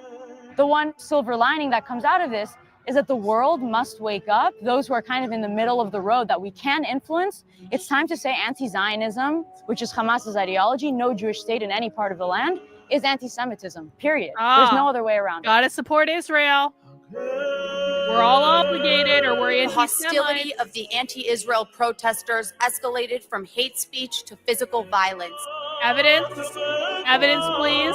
Evidence? Where's your evidence? Do you have evidence? They beat several. Well, that kind of looked to me like it was the person with the Israeli flag who attacked first. Hang on. Can we watch that again? Can we get an instant replay? Because it kind of seems to me like the person with the Israeli flag went up to them and tried to hit them. Watch this again. Watch. They're standing there. He went up to hit them. He tried to get it. He tried to take their flag. So the Israeli person tried to hit them. The Israeli person tried to get in the back of the car where they weren't supposed to be. The Israeli person tried to take their flag, or like maybe they're not Israeli, but they have an Israeli flag. And then they reacted. Anti-Semitism, oy vey! You're attacking us! You're attacking us! We didn't do anything wrong! We just tried to hit you and take your flag! You attacked us! Yeah, okay. Beat several of my Jewish friends with flagpoles, megaphones, fists, and a belt. One Jewish student was hospitalized. And I want to be clear about that. I don't think the Palestinian person should have reacted like that. There shouldn't have been any violence at all. You don't buy into, like, they were obviously trying to provoke them. The Jewish students were obviously trying to provoke them. And because the protester was dumb and reacted, the Jewish students got exactly what they wanted, which is a piece of footage they can use in a documentary as propaganda. So, like, I don't support the reaction either. I don't support anyone hitting anyone with anything on either side. I hate both sides equally. I am one person representing countless students who feel the way I do. Listen to the music in the background. It's like emotional Unable blackmail. to enjoy the freedom to study in a country that is known and admired for its academic freedoms. This is so annoying. I am here imploring you, our policymakers, to compel my university to step up and show us what American values look like. And I'm going to be We will famous not on be the silent until internet they for act. being a Thank you. Jewish Am Yisrael Chai. advocate. The anti-Semitism is so horrific Uh-oh. and so Did LinkedIn kick unrelenting. me off for What's being anti-Semitic? concerning me now is that we're also now dealing with it in the K through 12 schools. Oh, yeah? It's trickling down into those schools. This is so crazy. To me, that is emblematic of how serious the problem is today. Videos capturing moments of chaos in the halls of Hillcrest High School in Queens as they dance in a circle and wave Palestinian flags. Is the former principal at Hillcrest still drawing a salary from New York City Public Schools today? Yes, he is. They I'm were sorry, can you say waving that again? Palestinian flags, Yes, he is. guys. You are principal. still paying. He is no longer the principal former of the school. How They were can Jewish waving students feel safe at Palestinian New York City public flags. schools when you can't even manage to terminate the Flags. principal of Open Season on Jews High School? Wow.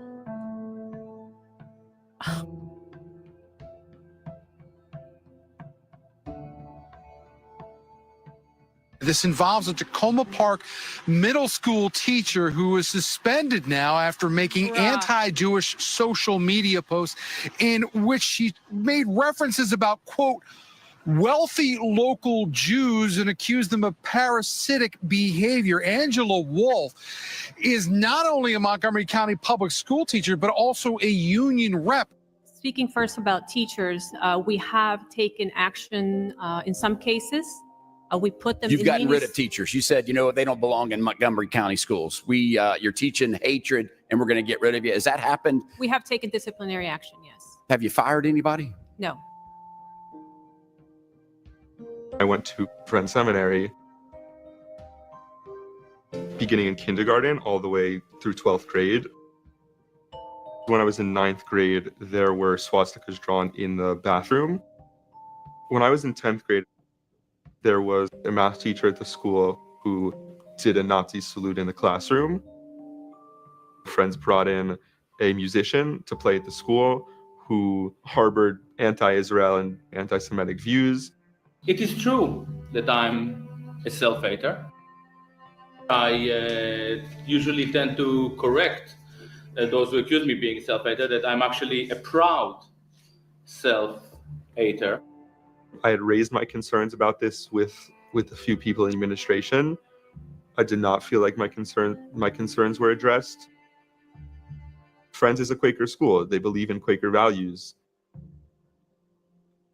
Quakers do not support Israel.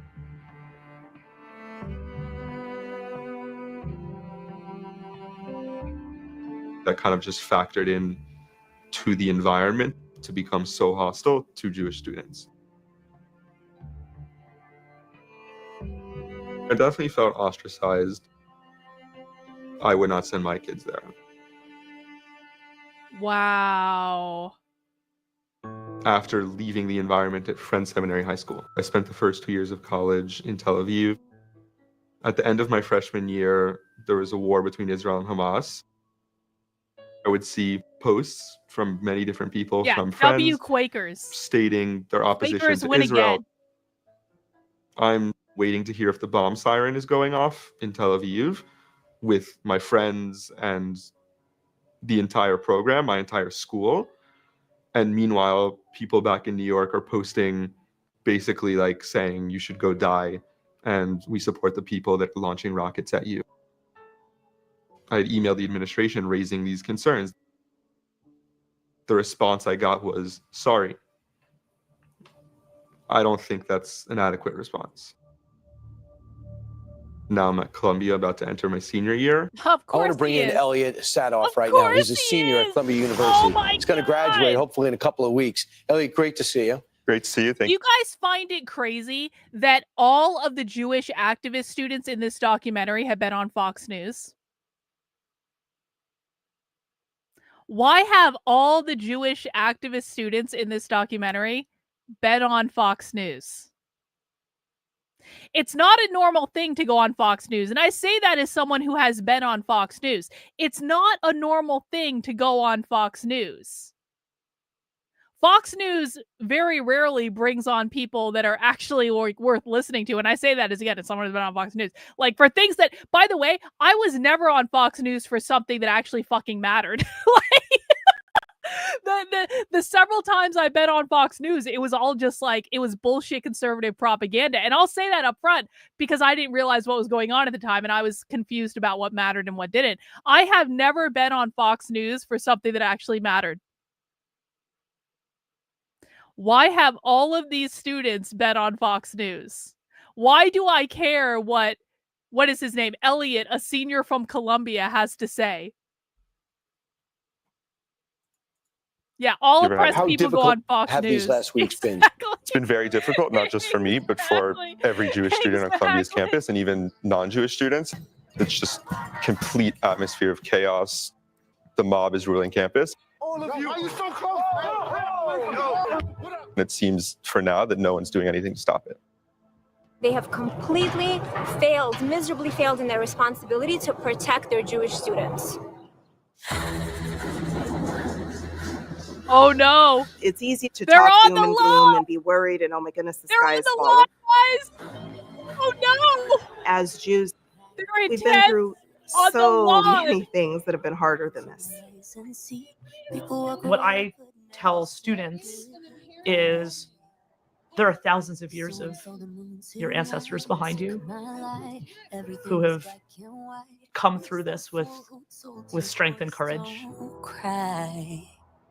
Look at those You have tents. to not allow yourself to be intimidated and bullied, and it's challenging. Look at all and it's those tents. painful. So But if you scary. censor yourself, then the other side wins.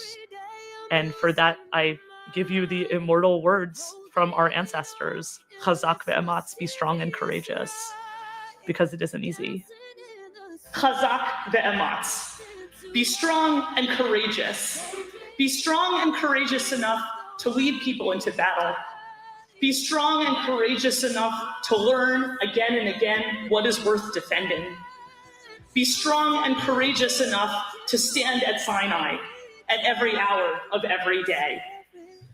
Be strong and courageous as you carry forth with you the antidote to tyranny.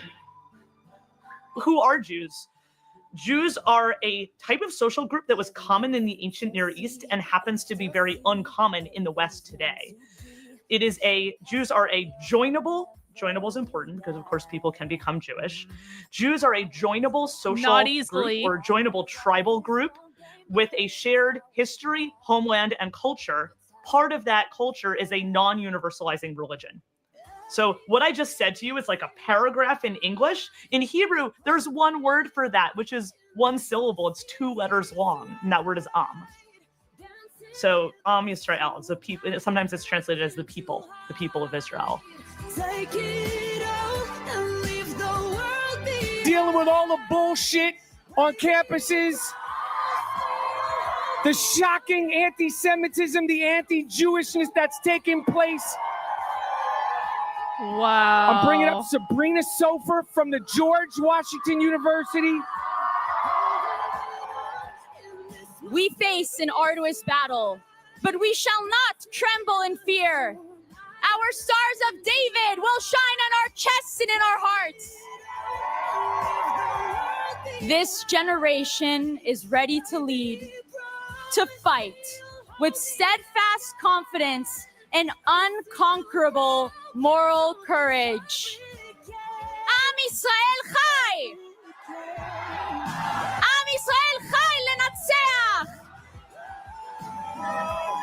You You're are going in to class saying- America. I have to. I can't give in to the mob rule of students on campus trying to intimidate me and my fellow Jewish class. So it's something for you personally. You have to make sure you're not intimidated. I do. I have just as much a right to be on campus as a Jewish student, and I can't give in to that. רק תפילות, אפילו אם קשה לראות, תמיד אתה משאיר לי אור אחד קטן. This fucking movie is crazy. All right. Well, that's pretty much the end of the movie. I gave them a fair shake. You guys all saw it, right? I gave them a fair shake. I said, I'm gonna allow you guys to make your case to me that there is just so much anti-Semitism and Jew hate on college campuses that you guys have no choice but to censor and deport people who question Israel. I was, yes, there is still Disenraged. We're going to talk about Palladians tonight. Don't tell Jennifer I haven't told her yet. We're still doing Disenraged nights in half an hour. Okay, relax. Was that experience like watching watching like a socialism video? Like was that experience for you guys like watching the male supremacism conference the other day? Because I feel just as insane now having watched this documentary as I did watching the male supremacism content for like hours and hours at a time. It's exactly the same fucking experience. Like, the amount of bullshit propaganda that we just watched. And again, I was open to receiving evidence. There was no evidence in this entire... There was no evidence. It was all just pinky swear. Trust me, bro. They hate us. Jew haters, Jew haters, Jew haters. Everyone's a Jew hater. Everyone's a Jew hater, guys. But there's no evidence. There's no one talking about Jew hate. There's no one talking about genociding the Jews. There's literally no fucking evidence.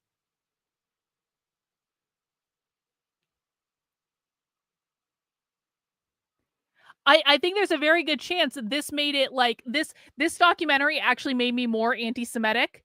Because, like, now I'm like, and again, I said this earlier, like, obviously, I don't care if people are Jewish. That's actually a real thing. I don't care if people are Jewish. If you're standing in front of me, I'm going to treat you like a normal person, like, regardless of, like, you know, whether you're Jewish or not or whatever. But, like, this actually made me less inclined to be around Jewish people because I'm like, y'all are a bunch of fucking liars. Like, you're liars.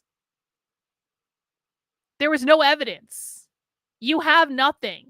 And you're trying to get everyone in the world to agree with you, and if they don't agree with you, you literally try to destroy them.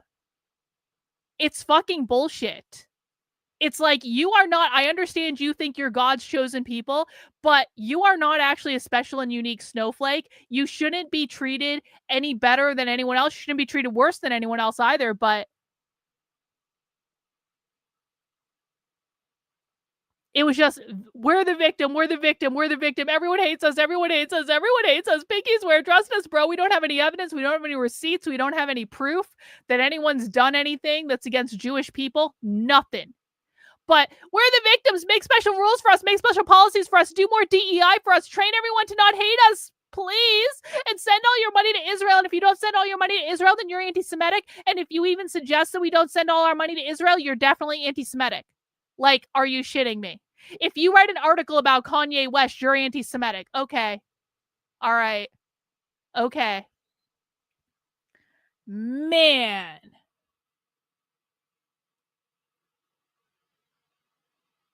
Do Jews not understand that this doesn't help their case? It's like Jews. I say this, I really do. Jews, I am trying to find a reason to be on your side in this because I really like your food. And I'm trying to find a reason. I'm trying to find one nugget of a reason to think maybe I just misjudged things. Maybe I was overwhelmed by the attention from Nick Fuentes and the Groypers. And maybe I misjudged things. And I feel like I opened myself up and I said, give me a reason to believe you. And there was nothing. There was nothing. And now, not only do I not believe them, I actually am more against them than I was when I started. And it is entirely based on watching their own documentary and being like, you're lying about this, you're lying about that, you're not showing evidence for this, you're not showing evidence for that. This is bullshit, this is bullshit, this is bullshit. I know this is bullshit. You're making shit up. You're running a propaganda campaign. Don't think we can't see through this shit. I watch the left all the fucking time.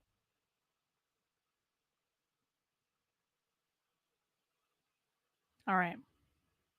I have about 20 minutes until my next show with Jennifer. I got to go find some videos about the Palladians to watch. So we're going to be watching Palladian videos at 9 p.m. So I got to end this stream so I can go find the videos to watch for the... I chat GPT'd it. We're going to have some videos. I found some good Palladian videos to watch. I don't know that much about the Palladians, but we're going to do that at 9 p.m. And I'm not going to talk about this anymore. And that's going to be that. All right. I'll see you guys in a few minutes. Bye.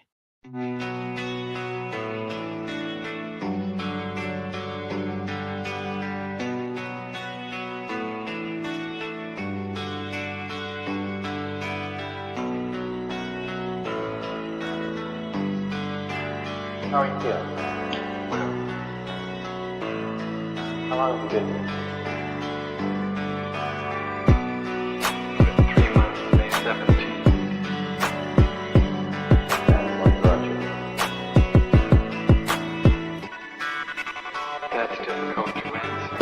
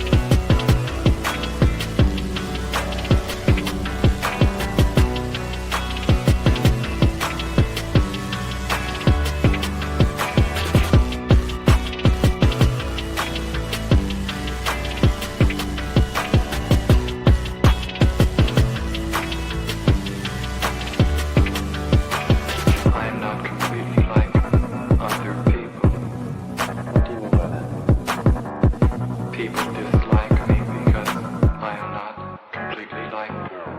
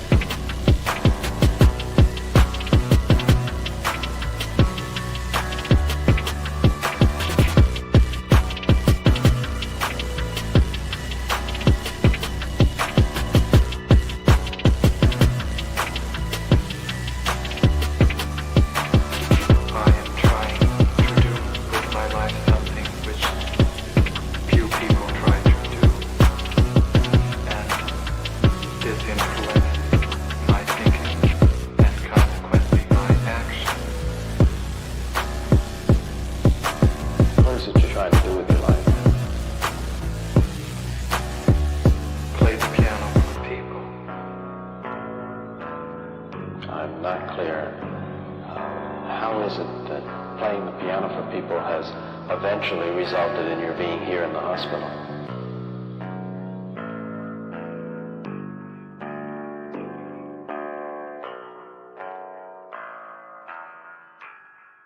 That's difficult to answer.